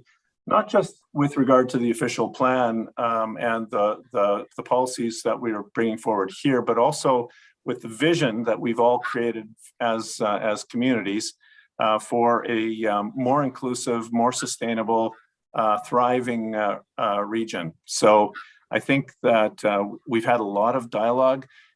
We've had a lot of feedback through Engage WR, the same Engage platform that the City of Kitchener uses. We've had, you know, many online forums and so on, and extensive public input. You know, we had 30 delegations, something like that, the other day for the meeting where we presented this option to council. So I feel confident that that we are thinking about the future residents of the region of Waterloo. Thank you. Thanks, Councillor Johnson. Councillor Chapman. Yeah, thank you. I just want confirmation from the regional staff regarding the 150 hectares of developable land that we would have to add to the current stock. And just confirmation that you feel quite confident that this would be sufficient to meet the provincial density targets. Thank you. Okay. Oh, go ahead. No, go ahead. No, just a tag on question, and that is, and that acknowledgement that, say in 5 years, when we do a review of the current proposal, the regional official plan proposal, that could always be modified if necessary. Yes. Yeah. Thank you. Through you, Mayor Verbanovich. Yes, certainly we're seeing densities in the in some of the townships that are significantly higher than they have been historically. We've seen densities in the 60 to 65 persons and jobs per hectare range in the last 3 or 4 years. We're forecasting pretty significant greenfield densities comparable to what the city is forecast for as well. So I can assure you that that the densities in new DGA areas of the townships will be significantly higher than they have been in if you go back 10 and 15 years. With regard to the and maybe just one final point on that, I think that those densities are actually being almost entirely driven by the market. And the reason is that the single family home on a 20-meter lot is over $1 million now, and they're simply unaffordable. So the market is asking for more compact, affordable units, and grade-related units in the forms of townhouses can be very dense. I think a townhouse development can be in the range of 65 to 80 persons per hectare. So that is definitely moving towards a transit supportive density.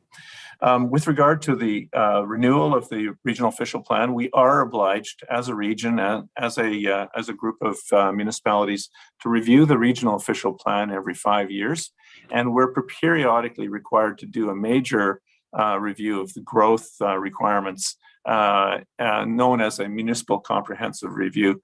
So there will, in the period of time that this plan contemplates, we will see at least 3 major reviews, possibly as many as 5 lesser reviews of the regional official plan. So if necessary at that time, more land could be added theoretically, right? Oh, absolutely. And I would say, we're in discussions now with the planning heads of the area municipalities about how we monitor the regional official plan policies to make sure that the assumptions that we have made in this process are correct. We obviously, we are making assumptions about how the market will respond, how many people will actually move here, whether it be less or more, what the preferred building types will be, and that sort of thing. So we're going to be putting in place a system of monitoring annually the performance against our assumptions, so that when we get to the next MCR, the next major review of the regional official plan, we're in a good position to say, this worked, that didn't work, here's how we need to make adjustments, and we may or may not need to add more land. If we do need to add more land to the urban area, because our population has grown faster than anticipated, for example, then we will do that in consultation with the area municipalities, like the excellent planning team at the City of Kitchener. Okay, thank you. That's very helpful. Another question. Well, I have a couple more, but I'll ask one now and then I'll key back in. So I'm a downtown ward councillor, and one of the biggest concerns that has been brought to my attention is the lack of green space. And I just wondered, in the regional official plan, does that get discussed or looked at, and if so, how? Through you, Mayor Verbanovich, I'm so glad you asked that question, and it highlights the need for the region and the area municipal planning processes to work in sync. The allocation of, we have articulated here a draft set of policies at a pretty high level. These are really the 30,000 foot level policies. It's up to each area municipality to interpret those policies and determine what they mean on the ground. And in the case of Kitchener, you've got a set of policies that indicate how much parkland you need for, per person or in a particular area.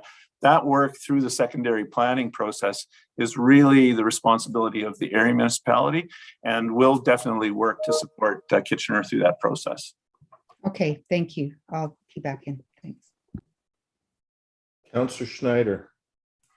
Thank you, Mayor Verbanovich. I know there's a minimum target of 30% of new ownership and rental housing being affordable to low and moderate income households. So when we're talking missing middle housing, what forms are we speaking of? Is it just like, are we talking mainly accessory units or stacked townhomes, or could these be in high-rise buildings as well? Thank you. Through you, Mayor Verbanovich, the missing middle is typically thought about as a medium density built form where family scale apartments, so apartments in the 800 to 1,200 square foot range, are built in a way that they can support the family units that are more affordable. Of course, high-rise construction is very expensive, so we do not see those in concrete multi-story buildings typically. Where you see in other jurisdictions a lot of this housing being built, I'm thinking here, for example, of Vancouver, where a lot of this housing is being built on arterials in 4 to 5 story buildings, 6-story buildings. And I think we as a group of municipalities need to figure out how to encourage that kind of built form. If low density housing is no longer affordable for people of low and modest incomes, how do we deliver housing that meets their needs in a more affordable way and in a transit supportive environment? Okay, thank you. Okay, before I go to Councillor, actually, no, I'll do the two councillors first and then I'll ask my question. Councillor Ioannidis, you had your second time. You're muted, Councillor Ioannidis. Thank you, Mayor Verbanovich. And again, my questions are directed to regional staff. We had received submission from the Chamber of Commerce, the Greater Kitchener Chamber of Commerce, and the Chamber of Commerce in Cambridge, and along with Waterloo Region's Best, that find that what the region, what yourselves are proposing, will not adequately will support the housing needs of the future. So how do you address their concerns, along with when you have quite a few stakeholders that are within this area that actually do provide the homes all feel the same way with regards to that your numbers are off. So how do you address those? Yes, through you, Mayor Verbenovich, I think the simple answer is we take the number of units that are currently coming through the planning process from the area municipalities, including the city of Kitchener, and we say how much development is possible given the amount of land and the densities that we're seeing being built and are forecasting. And right at this very minute, there are 35,200 residential units in the planning process. A third of them, 11,886, are low density, so single detached and medium and semi-detached housing. So the simple fact of the matter is that there's a very significant inventory of housing currently being developed on the ground. And so I would fundamentally dispute the analysis being provided by others on this one. In addition, we see tremendous amount of intensification. If you think about the intensification that the city of Kitchener has experienced, that same intensification is going on in Cambridge right now. The development applications in Galt are astonishing in terms of the number and the density. So we are seeing a tremendous response to this request by the market for higher density built form, which is new, relatively new for the region of Waterloo. This is City of Kitchener has been in this process for 10 years. The city of Cambridge is now into it. The city of Waterloo has been into it for 15 or so. So it's the demand in the market is changing, and we have the supply. We simply have the supply in order to deal with it. Okay, and so how do you address your lands needs assessment to what the delegation's lands needs assessment, because they're looking the data that you're looking at is from 2019, and the data that they're doing is just recent. Have you factored that in? Oh yes, absolutely. I would say, with respect to Mr. Britton's analysis, we actually haven't seen the details. We've asked to be able to share the data that he's working with. We haven't seen it yet. I think that when there are some differences in the assumptions that we make. For example, we're obliged to incorporate all of the area that is included in street infrastructure, in open space, in parkland, that sort of thing, inside of our calculation of the area. It appears as though they have, although I've only seen his letter today, just an hour ago, when it was made available. There are some differences in the assumptions, which I think would result in a different set of calculations. So we've met with the industry on numerous occasions, and we completely agree on some points, and we disagree on others. Okay, thanks, Rod. Good seeing you. Yeah, you too. Next, I've got Councillor David. You haven't spoken yet on. Oh, you haven't asked a question? You have as well? Okay, I'll come back to you. Councillor Chapman, you're next, and then Councillor David. Yeah, again, this is a question for regional staff. So as has been mentioned many times, we've got an affordable housing crisis, and we've called climate emergencies throughout the region. So can you just summarize for me how this proposed plan addresses those two concerns? And maybe it's a huge question, but in a condensed Coles version. Yeah, through you, Mayor Verbenovich.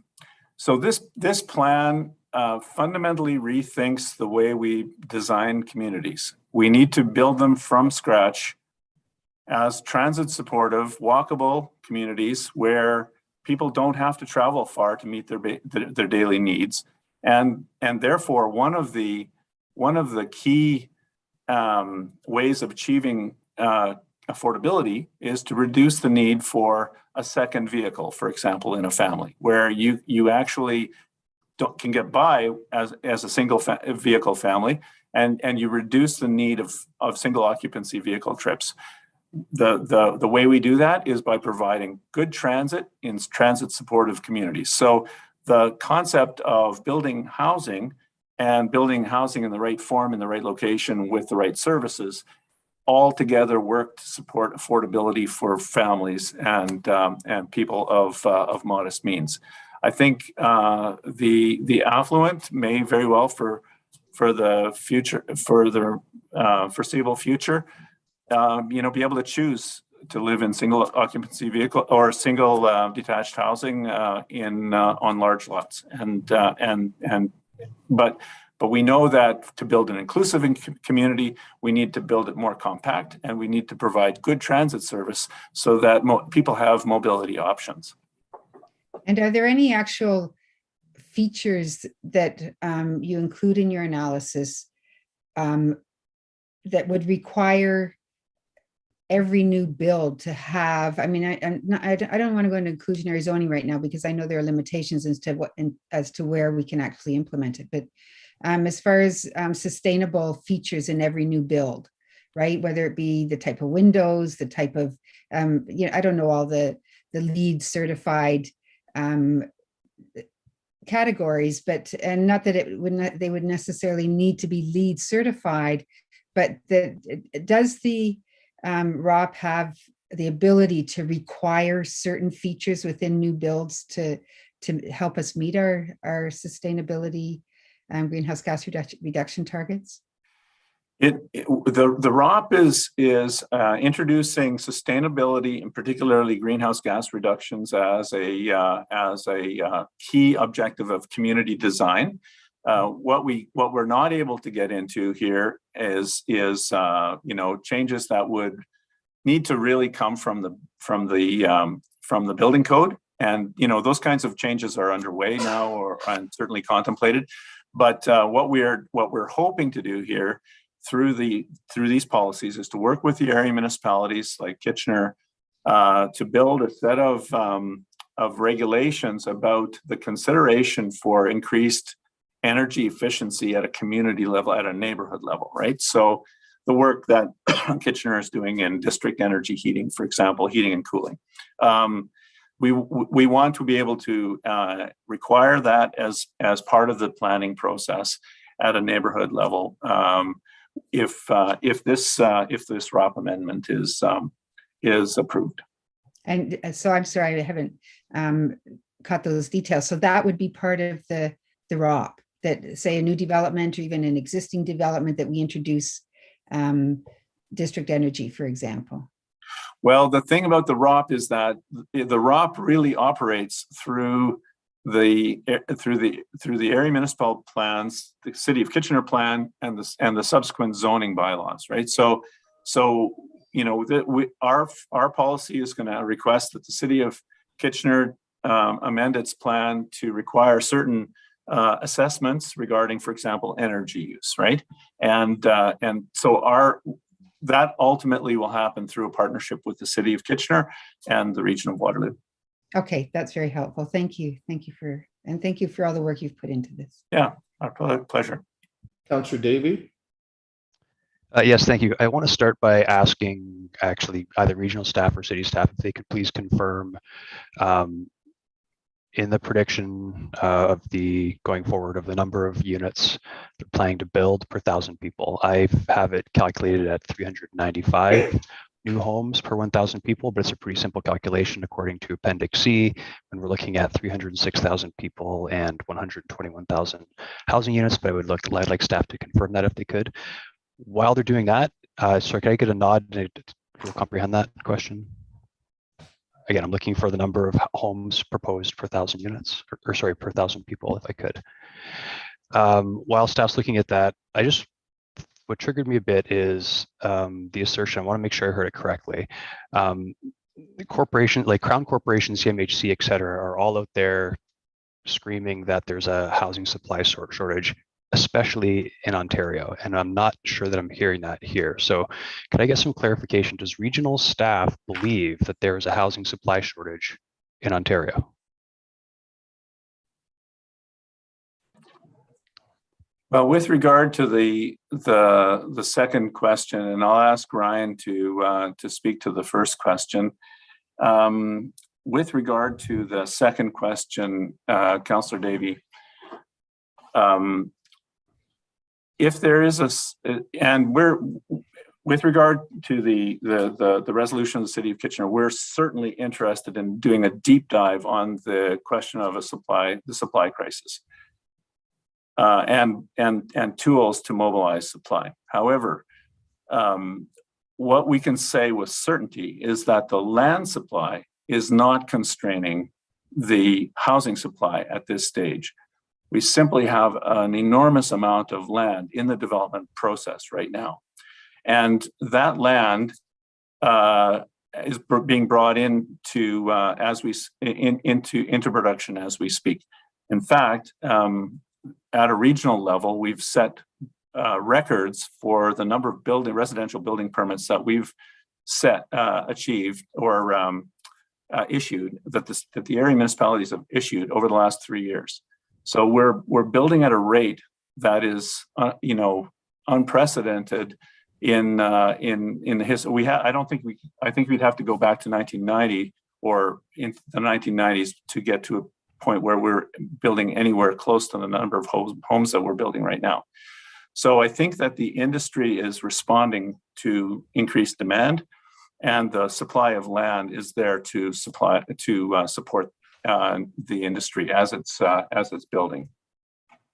Okay, and just to follow up from that, then I think I know the answer to this question, but it would be the region's position then that supply isn't, the lack of supply isn't impacting the affordability level?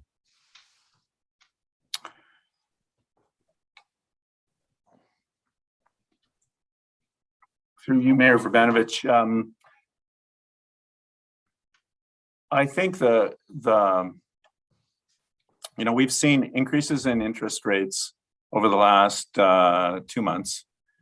Two interest rate cycles, 3 interest rate cycles, and we've seen the resulting decline in housing values as a result. Fundamental shifts in house prices as a result of monetary policy. So what's obvious is that supply, if it is a factor, is not the only factor. Demand driven by low interest rate policies and have been a major contributing factor in the price of housing, and so this is a much more nuanced discussion, in my opinion, than simply there's not enough supply, therefore people are bidding up the price of housing. Okay, thank you. That's all my questions. Did I have confirmation on the supply per 1,000 people? Over the forecast period, we're expecting to grow by 306,000 people. And to accommodate that, we are growing with 121,000 units. That works out to 2.52 people per unit. 2.52. Can you confirm again the general trend that people look at in terms of other countries worldwide has been number of units per 1,000 people. So just quick math on that tells me that it is 395 then. 395 homes per 1,000 people. Is that right? I would have to do that quick math. I don't have that ready on me. I can get back to you with that though. Okay, and if you could, actually, I'd really appreciate it, because that is something that really is going to have to be defended. And I get that's not the region's number, I'm not blaming the region for this. That's the number that was handed down, but that's a very, very important number for the region to be considering when this comes back to them. Thank you. Okay, thanks. Looking like council is done with their questions. I'll ask mine, and then I'll give the floor to Councillor Ioannidis to ask council if there's any questions about the Ottawa corridor. For those who didn't declare conflicts on that issue. But my question, I guess, would be to regional staff as a follow-up to some of the questions, including Councillor Davies. And Mr. Regier, you indicated that staff, are eager to work with our Director of Planning and with others to look at issues, to look at the whole supply model and track data and so on for subsequent versions of this document. And yet, we know that this document is based on 2019 data. So we, at the very least, we already know what the last 2 years have looked like in terms of 2020 and 2021. And we know what organizations, presumably, independent organizations like the CMHC and things like the G7 data that Councillor Davey has referenced, we know what they look like. And there's a discrepancy there, when you look at all of that against what's in the region's report. And so I'm just wondering, how can we as governors or ultimately the region and others come to terms with that if we're going to, tackle some of the challenges, and that'll lead into ultimately after your response to my second question. Yes, certainly, Mayor Verbanovich. I can commit to working very closely with the heads of planning. I know our team is deeply committed to making sure we understand and monitor and correct the assumptions, if necessary, of this regional official plan as we're moving forward. You might recall that we had a central transit corridor monitoring process as we built out the ION LRT.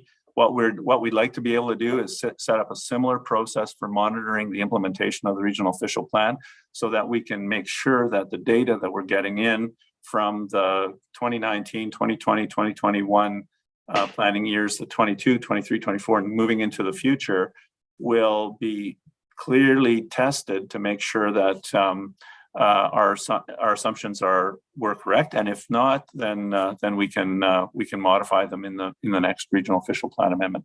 And we're looking at having a conversation in the next few days with your staff to make sure that we have language in the regional official plan that will ensure that happens regardless of who is in the chair of regional commissioner, whether it's myself or somebody else. This is long-range planning, and we need to have continuity in that relationship in the long term. So I will work with your team to make sure that language is there. Okay, thank you. The other question I had pertains to the concerns of the two chambers, Communitech, our collective economic development organization, Waterloo Region EDC, all of them through Best WR, and arguably, they're an organization that is independent and has, or a set of organizations that are independent who are looking towards ensuring that the residents of our community have both places to work and places to live. And those organizations, arguably aren't there to serve any one audience. I mean, they know that sustainability, for example, is a key element that many young people who are looking for jobs are focusing on. So they understand, when they look at and give their comments, I presume they're considering things like that, because that is so important in terms of employee attraction and retention.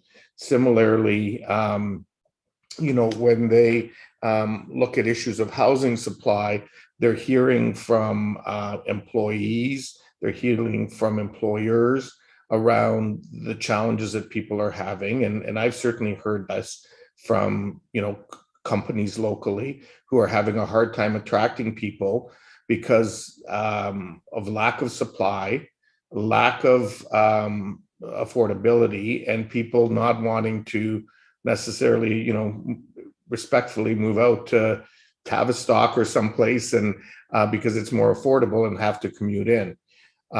Because certainly we know it's not more affordable going east to Guelph, Milton, and so on. And so when we hear from those organizations and saying they can't support the regional document as it is, and they're not developers, they're not environmental groups, they're part of the community. I'm just wondering, like, does that not concern the region at all? Yes, certainly we are all concerned with the price of housing. I think that's absolutely that needs to be stated. We're all concerned about it, and certainly we don't want to support. Like, we think it would be unfortunate if people, it would not be supportive of our environmental policies if people were, leapfrogging communities in order to get to affordable housing. I think the issue, however, is that housing prices have been bid up right across the Southern Ontario, right across the country. There's now some adjustment underway. It has in my opinion, very little to do with land use policy. I mean, the region's house price inflation has been the same as every other community in Southern Ontario, and we've had, the land use policies that we've had. So I think that when I look at the data, the hard data that comes from the area municipalities, tells me that we have a tremendous inventory of land that's in the hopper, ready to go, shovel ready. Then I have to question the assumption. I think the mistake that some people may be making is that the regional official plan is designed in order to deal with short-term supply problems. It is not. It's a long-term vision for the community. As has already been mentioned, the short term is basically baked in. Like, there's a significant inventory of land coming into market right now that will meet the needs of this community for the next at least a dozen years, maybe longer, depending on the densities that we achieve and the number of people that want to live in central transit corridor state locations. So I am concerned about the future affordability. I would just disagree with the analysis that our friends in the chamber have come to have concluded. I would say, and this is an important part of the ROP, we are obliged to also bring in employment lands. This ROP is bringing in, if my memory serves me correctly, it's 437 hectares of new employment land in order to meet the ongoing demand of the organic growth of our industries in this community, and that's a very significant inventory of land. So I'm hoping that, and we also have a policy built into this amendment that will allow us to work with the business community, Waterloo Economic Development Corporation, as well as the province and the federal government, around this concept of a mega site for future industrial investment. So we think that we've got a pretty robust regional plan here that helps accommodate growth in industry as well as the housing inventory that we need. Okay, so there was a fairly lengthy answer there, and I don't want to prolong it, but specifically on my question about concern around the chamber, if I can synthesize your response, it is that you don't concur with some of their assumptions. Is the synthesized version of that? That's correct. Okay, thank you. So I see Councillor Galloway-Seelock and Councillor Davey. Are they follow-ups to this? No? Okay, Councillor Galloway Seelock, do you have a question? No, Mr. Mayor, I have a motion at the appropriate time. I've sent it to clerks, so I just wanted to bring that to your attention. Okay, thank you. And Councillor Davey? I'm just queued in for comment. Okay, so I will now give the floor to Councillor Ioannidis to ask council if there's any questions pertaining to the Ottawa corridor that a number of us have a conflict with. Actually, apologies, Mr. Mayor, just was wondering actually if regional staff could confirm that 395 homes per thousand. Yes, through the mayor, you're correct with that calculation. And to add to it, we are actually increasing the share. So in 2021, we have 363 homes per thousand, and we would be planning to provide 395 over the forecast period. Thank you. Okay, so Councillor Ioannidis, over to you. Thank you, Mayor Urbanovic. I'm assuming Councillor Davey, your hands up for comments. Councillor Chapman. Yeah, I was just wondering again if regional staff could sort of describe what the Ottawa Street corridor would look like as far as height and, you know, I guess density, I understand, but because along that corridor, we have many already established neighborhoods, and how would that fit in just for the benefit of the community? Yes, thank you. Through you, Councillor Ioannidis, Chair Ioannidis. What we're proposing here is that the corridor, the entire corridor, has some significant opportunities for intensification with fairly low density land uses so far. So if I can point you towards the Laurentian Plaza area, you know, where at the between Homer Watson and Alpine and Strasbourg Road, and the development underway there at Elmsdale. You know, it's got a couple of big retailers, but there's a fair amount of land underutilized there in the range of 30 acres, which provides a tremendous intensification opportunity. And if you look at that type of parcel existing along the entire corridor with key pieces of key intersections, like for example, Fisher Hallman, Westmount, Homer Watson, then connecting into the existing ion stations at Mill and at Charles, and then potentially connecting to the Kitchener-Odd, Stanley Park, Lackner Boulevard, and then across the river to Waterloo Region International Airport. Well, that's a tremendous route for intensification and some large parcels that some of which are already going to be in the development process in the foreseeable future. But the key thing there is that higher order transit along that route could allow for the I-Express on Fisher Hallman to take people directly to the East Side lands, to the airport, to the Odd via high frequency, high order, high capacity transit service. And that connection is one which I think will help make it possible for the communities on the west side of the city of Kitchener and the communities on the east side of the city of Kitchener to become 15-minute communities. So you're not talking a corridor of 44-story buildings. You're talking of these mid-range 6 to 8 stories all along that corridor to. Yeah, if you look right from the east, you're saying east-west. The map looked north-south to me, but whatever direction it might be. Yeah, thank you. Through you, Chair Ioannidis. And I guess I would say that we would not be so presumptuous as to make some assumptions about that level, the levels of density there without consultation with the city of Kitchener. That's going to be essential for us. We're really going to need to have that conversation with the city about what the appropriate built form is. There may be some sites that are really suitable for, much higher densities.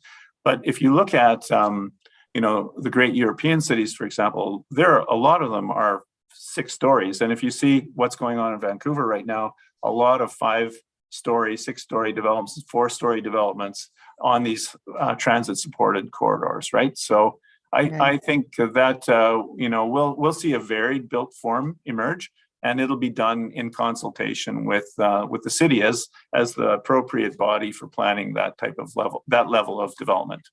Right, because I think, trying to keep within that range that, Vancouver is doing, it sounds like a very worthwhile, something to consider. But thank you. Thank you, Councillor Chapman. I don't see any other questions, and I'll hand it over back to you, Mayor Urbanovic. I muted myself instead of unmuted myself. Thanks, Councillor Ioannidis. Councillor Galloway-Seelock, I believe you indicated you wanted to bring a motion forward. And Councillor Davey, you were in the queue. Yes, so my motion is on the screen before you, and I can just read it, that no further action be taken today beyond our concerns shared formally on June 13th, and further that the staff report and any comments from the meeting today be forwarded to Regional Council as additional information for their consideration. Okay, thank you. Is there a seconder for that? Seconded by Councillor Marsh, thank you. Any discussion? Councillor Ioannidis. Sorry, we're doing discussion. Discussion on the motion. And I would presume Councillor Galloway-Seelock, the way I would maybe suggest that we take that motion is we'll take the motion in the context of everything else but the Ottawa Street corridor, and then I'll turn it over to Councillor Ioannidis for anything that perhaps references the Ottawa Street corridor. Yes, absolutely. Okay. Thank you. So Councillor Ioannidis. The only thing is I just have comments. Yeah, go ahead. Yep, with comments. I can 100% support the recommendation. I feel we've had 3 long meetings to dealing with this issue, even though we didn't have all the information, and I still feel we may not have the full updated information, and I hope that comes out within the region and when they go through those discussions.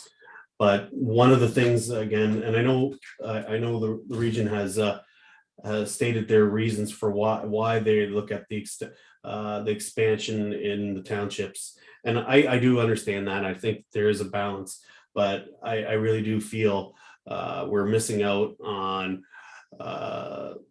what the real notion is here is we're looking at greenhouse gas reductions and everything else. And to me, the most sense would be if we are going to have any expansion of farmland, it would make the most sense to me within our community where we have, again, we're talking about a regional Ion corridor going through Ottawa Street, and then we're looking at Fisher Hallman as being a connection in the future for the 401, but more importantly, the entire infrastructure that has been built to that point, and it's within the city boundary, to me makes the most sense. And I think it's difficult for the average individual resident to understand farmland in the countryside within land that's farmland within the city is not developable, but it's more developable in suitable in the townships. But that's for the public to figure out. And I'm supportive of the direction. I think we've indicated where we lie, and I think for the most part we're all pretty close. So I think it's just a few issues that I think need to be detailed. But again, also I do have concerns with when our entire economic engine of this community has concerns. But I feel like that hopefully that will get fleshed out with discussions within the region. Okay, thank you. Councillor Davey, you're next. Yes, thank you. Probably not much of a surprise, but I disagree actually with the region with in terms of the supply shortage and the affordability shortage. I'm just going to quote CMHC's report from a couple of weeks ago, where they stated that Canada's approach to the housing supply needs to be rethought and done differently. There must be a drastic transformation of the housing sector, including government policies and processes, and an all hands on deck approach to increasing the supply of housing to meet demand. Now, I fully understand that this document is, or this planning process is for the long term, but part of the problem is that the previous planning processes in this respect for the long term, going back a number of years, have fallen far short of the actual demand needs. And I thought it was really important that regional staff highlights that 395 homes per thousand residence number, because when this comes to regional council, they're going to have to defend that against the G7 average of 480. Okay, so my quick math tells me that by 2051, we're going to be a further 26,000 homes short of what the average number of homes per capita, not the top end, the average number of homes per capita in the G7. And that is on top of the already existing deficit of homes that we have in Ontario. And I'm not saying that we do more than our fair share. There's proportional amounts of homes that need to be built in Toronto and elsewhere, but Ontario has a significant deficit. And I don't fully fault the region for this, because as they said, some of their numbers have come from the province, and their numbers are frankly out of date from 2020. But what I see here is not only addressing the backlog of supply challenges that we have, but actually making that deficit grow wider as we go forward. And lastly, I want to speak to the bit of the notion of a lot of the feedback that we've received with respect to our interests. My interest in this is not, I have no connection to anyone that has any lands in the southwest of the city of Kitchener. We keep getting emails about how everyone's tied to developers. The only people I care about are the families that are struggling, the married couples living in their parents' basements that cannot afford a place to live. And it's my job here, and I think it's our collective job, to make sure that we do not perpetuate this massive supply issue that we have here in Canada, especially in Ontario, going forward. So I'll support Councillor Galloway-Seelock's motion here, because it just goes back to the original recommendation that we gave to the region, which I don't think has been fully addressed. Thank you, Councillor Davey. Councillor Marsh, you're next. I think that, you know, a lot has been said already that I fully agree with. We have had 3 fulsome discussions. I think it's really important to note that we don't have any crystal balls, and so we cannot fully guess in a very accurate way what we need 30 years from now, but we can rely on the experts who are really the ones who have put more time and thought and research into how to do the land use planning. I share concerns as we all do about affordability in our community, and I think that it's vital that the housing supply become more accessible to more people. I also think, you know, as we're listening to and consuming the news about how the healthcare system has to respond to the fact that baby boomers are aging and will be needing more and different healthcare supports. These baby boomers are also, many of them, living 2 or 1 individuals in a huge single family home. And so as they are aging out of the need for that much space, with the natural turnover that we've all seen in single family home neighborhoods, we're going to see that in an even bigger way over the next 10 to 20 years. And so just as our colleagues in provincial and federal jurisdictions are thinking about the baby boomers, I think that it's important to acknowledge in terms of housing land needs assessments that that this is another trend that we can anticipate, and that those housing needs that we see others wanting to have more single family homes available to them, they will come online as those baby boomers move into smaller places. So finally, I just want to say that I'm so pleased that our council is fully embracing our climate change goals and our United Nations Sustainable Development Goals. We have really doubled down on wanting to support organizations that are forwarding those goals.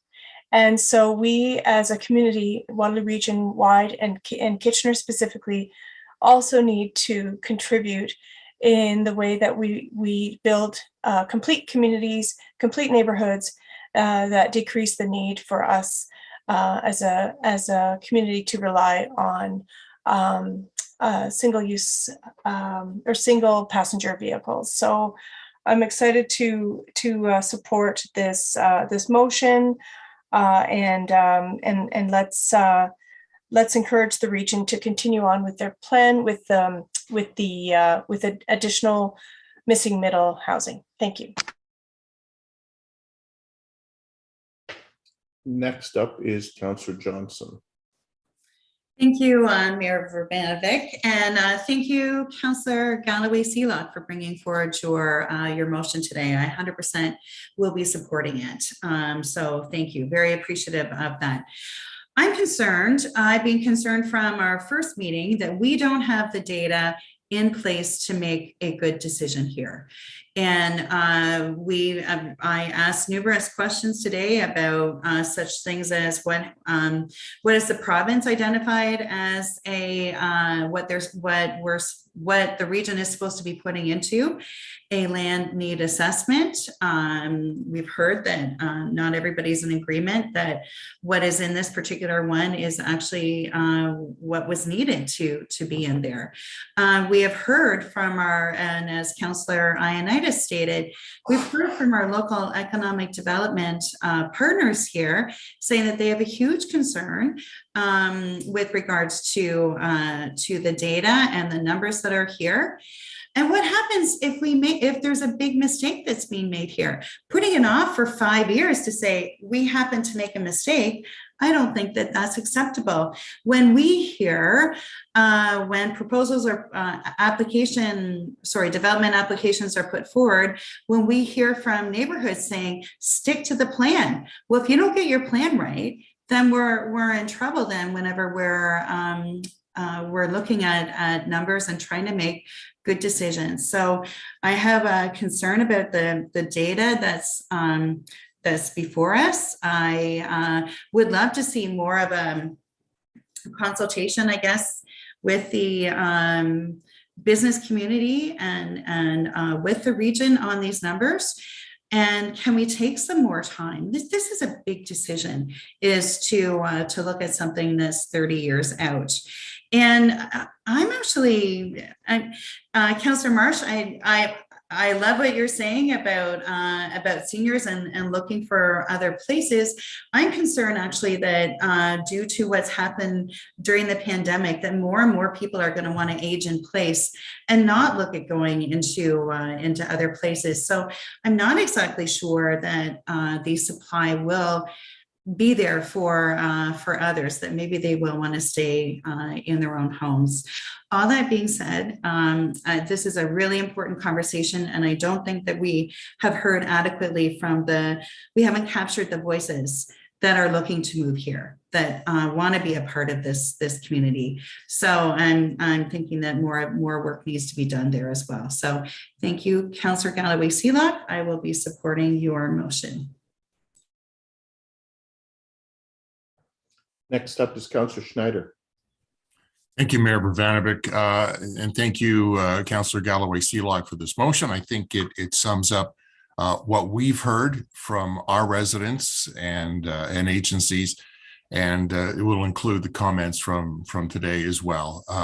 You know, in the end, we have this opportunity to present our comments, our thoughts. It's the region that's going to make the final call on this. So I feel that, we've heard from a lot of people, and I thank everyone who's contacted us through email or appeared as a delegation. I want to thank our staff for their diligent work on this, and regional staff as well. It's a big decision. It's a big project, and I do want to get it right at the start. I know we can go back every 5 years and update, but I'm just really hoping that the region takes all the information and we get it as good as we can from the start and adjust and adapt as necessary.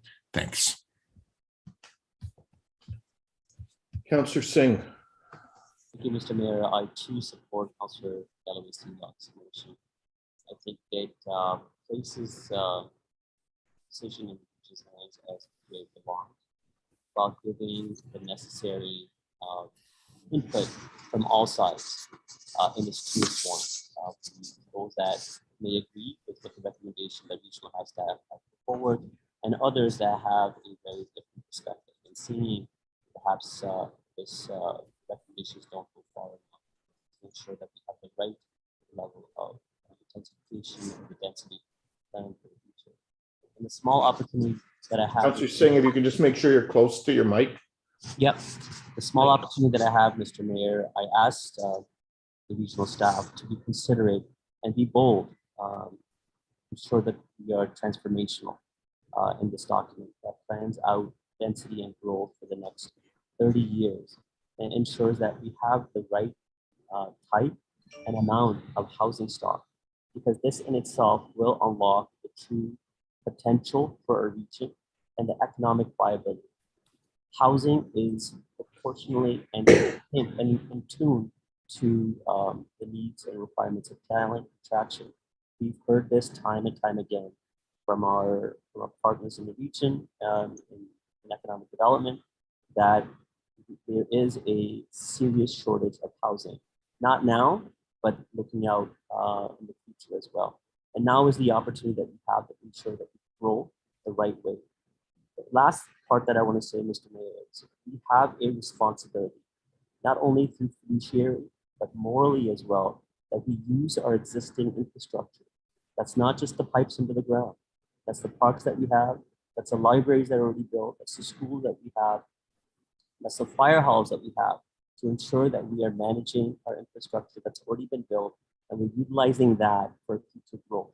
And is that necessarily in the townships or in the cities themselves? And I think it is in the cities more so. And we want to make sure that the projected growth utilizes and allows for that growth to take advantage, and ensuring that the cost of living, not just the housing cost of purchase, but sustainable housing cost that includes the taxation as well, that it's that we're mindful in ensuring that those future costs are better managed by utilization of that built infrastructure already. This is a tremendous responsibility put on the region to make sure that we do this right. But again, thankfully that we do have an opportunity 5 years from now to see if we are hitting those parameters. And I think we have a responsibility to continue on giving the region the right type of data, and at the same time for them to look at progress and advocate, ensuring that we are planning with the right data in mind, with the expected growth, not just necessarily what we are perceiving here, but more so when we look at immigration and international growth in line of the comments that have been made by Councillor Davey. And I don't think that we are necessarily accounting for it, and I think that needs to be better accounted when the region takes this into consideration. So thank you, Mr. Mayor. Thanks, Councillor Singh. Councillor Chapman. Yeah, I find it hard to judge what the region's consultation actually looks like. I trust that they've reached out to all of the stakeholders that have come to us as well, and that the report we have and the amended proposal reflects those voices as well. So I can't sit here and say, well, the region needs to do this, that, and the other thing. I'm willing to support the motion by Councillor Galloway Seelock. I think that the region has done a fairly good job at reflecting comments that were made at our table in the amended report that they've provided. So everything from, the importance of focusing on the missing middle, of ensuring that we don't bring all of our available land into developable land at this stage, but to think of it more progressively if need be. Talking about affordable housing, affordable needs, and also about the climate change and sustainability needs. I think that's captured very well in a way that it wasn't necessarily as clearly captured in the three options that we were presented with originally. So I'm willing to support that. That's fine. We carry on with the proposal that we had. We're not voting, it sounds like to me, on whether we support what the region is saying. I would support what they're proposing. And yeah, so those are my comments. I think it's been a very valuable discussion all around, and I look forward to seeing what the final document looks like. Okay, thanks, Councillor Chapman. Councillor Gazzola. Yes, thank you for the opportunity to say something. I've listened very attentively for 3-4 sessions now. Basically, what we're doing here at this point is agreeing with the recommendation that staff put before us in their report to us. Councillor Gazzola, sorry, just before you make your comments, I think we want to be clear on that, so you're making your comments accordingly. What we're doing is we're leaving on the table our concerns and our comments that we dealt with on June the 13th, and we're simply forwarding staff's report. We're not endorsing staff's report. We're forwarding staff's report along with council's comments and those of the delegations, written and verbal today. Which is, there is, I know it's not a big nuance, but it is a nuance. It is a bit of a nuance, but fine. Having said that, I think the recommendation to this going forward is what we heard from the majority of the public engagement, of the public that did send us their comments and who were saying their comments because they're interested in our community, but did not have a vested interest as developers or what have you. So I think we're going where I believe the majority of our community want us to go. It's an awful lot of discussion. I just wonder now. I'm starting to wonder whether we just had one community, one big city, whether we would be spending as much time as we are now. I will support what's in front of us. Thank you. Okay, Councillors Marsh and Chapman, you put your hands up a second time. I'm not sort of looking to do a second round of comments. Councillor Marsh? Okay, well, it's just a question. Okay, go ahead. So with regard to the motion that we have before us, I didn't catch that nuance that you just pointed out to Councillor Gazzola, and so is it too late to add an amendment that the city comments included within the report be endorsed, or perhaps as a separate motion? I would suggest that would need to be an amendment. I mean, Councillor Chapman referenced that in her comments, that wasn't the case. So that would need to be an amendment. I'm not sure. Point of clarification. I'm not sure if it's actually an amendment or to be a contrary motion, to be honest with you. Yeah, that was my point of clarification, Mr. Mayor. I'd like a ruling from the clerk whether that's contrary. No further action be taken today.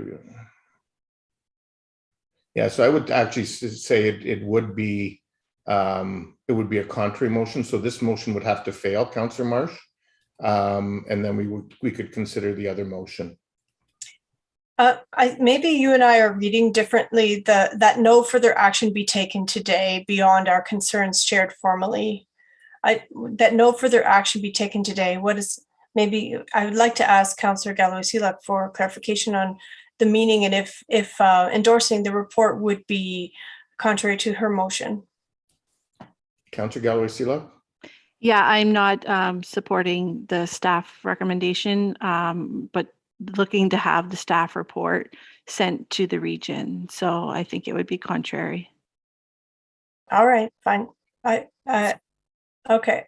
So I will just ask that we vote on the two clauses separately.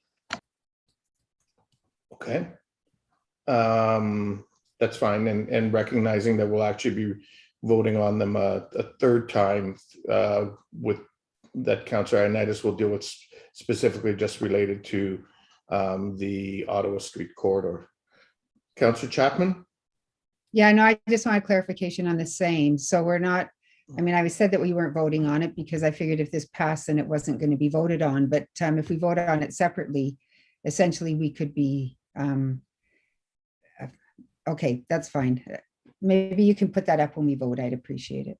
Okay, so we can put the motion up, please. Councillor Johnson, you had a question? Yes, thank you. I just wanted to ask for a recorded vote, please. Okay, I'll do that. And I'll make my comments because I haven't done that yet. So I want to also thank everyone. There's been significant community engagement in this issue, both here at the city and at the region from people with a wide variety of views. I think the one thing that is consistent across everyone, and even though there's some differences of opinion, I think everyone recognizes that we live in a very unique and a very special region, and that the decisions that we make, whether it's on behalf of the city of Kitchener, which is what we do as a council, or that regional council will make on behalf of the region, are to ensure that this region continues to be that way for many generations to come. We want to ensure that it's a region that is built sustainably, but also one that provides a level of opportunity and affordability for a very diverse community and folks from all walks of life as they choose this place as their choice where they want to live, work, and play. I think that we continue to have some concerns around some of the numbers that are in the report, and while we can certainly argue that folks like some in the development community and so on may have a certain viewpoint that is tilted towards their views. I don't think we can be arguing around an independent government body like CMHC and the information that they're providing to us in municipalities across Canada. And when you take that and some of the factual numbers, such as the ones that Councillor Davey has referenced from the G7, there are some answers that are not there yet, and some concerns that continue to concern me based on what I'm hearing from residents, from businesses who are struggling in terms of recruitment and so on. And hopefully the region will reflect on our comments from June 13th, as well as those that have been made by council and members of the public today. And we'll reflect those in the final documents that come before the region in August.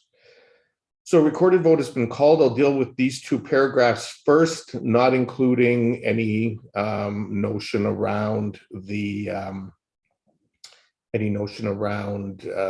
Ottawa Street Transit Corridor. So with that, the first clause, and no further action be taken today beyond our concerns shared formally on June 13th. So with that, just so you know, if that, well, okay, well, we'll deal with it. So we'll deal with that first. So Ward 1, Councillor Davey. In favor. Ward 2, Councillor Schneider. In favor. Ward 3, Counselor Gazzola. In favor. Ward 4, Counselor Michaud. In favor.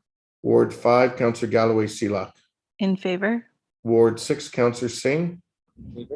Ward 7, Counselor Ioannidis. In favor. Ward 8, Counselor Johnson.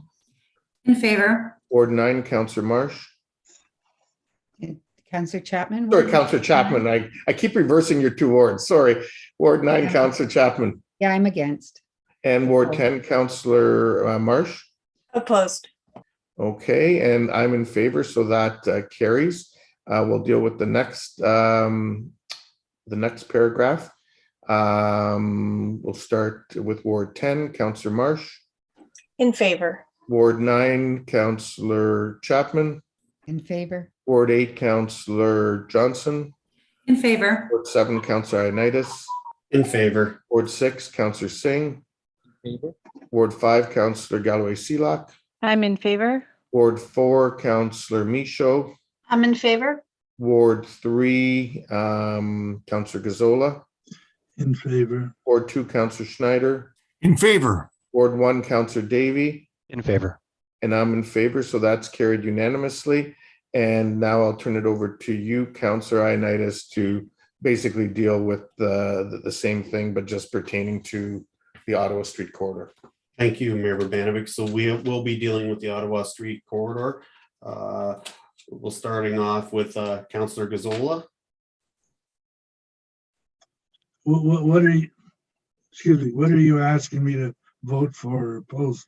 The section of the Ottawa Street corridor dealing with the Ion expansion and everything else that the other members of council declared conflicts on. In favor. In favor. Thank you. Sorry, Councillor Ioannidis, I have a clarification question, if you don't mind. Pardon me? I just had a quick clarification question, if that's okay. Sure. If we haven't taken, or we're not taking a vote on the staff report, then is there really a conflict? We're not taking a vote on the report itself. We're referring the vote, the report, regional council. Honestly, I didn't hear a word you said, Councillor Singh. Councillor Singh's question, I'll just repeat it, is if we're not taking a vote on the report, then is there really a conflict there? And sorry, I mean, I guess I would just jump in and say, Councillor Singh, that's yours to decide.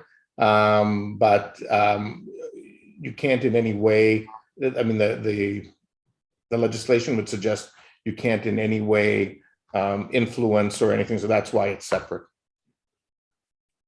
So back to you, Councillor Ioannidis. Okay, we went, Councillor Gazzola voted in favor. Councillor Kelly Galloway Seelock. I'm in favor. Councillor Christine Michaud. I'm in favor.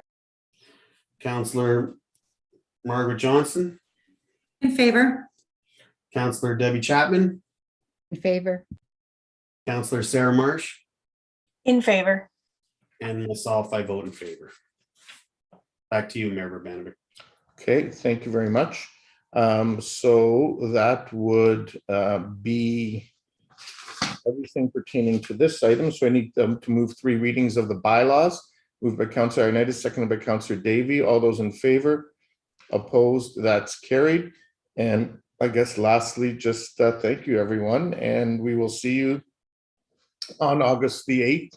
And just a reminder that the plan right now is that we will be in the council chamber, barring any changes in terms of public health recommendations or anything in the coming weeks. So enjoy the next few weeks of your summer.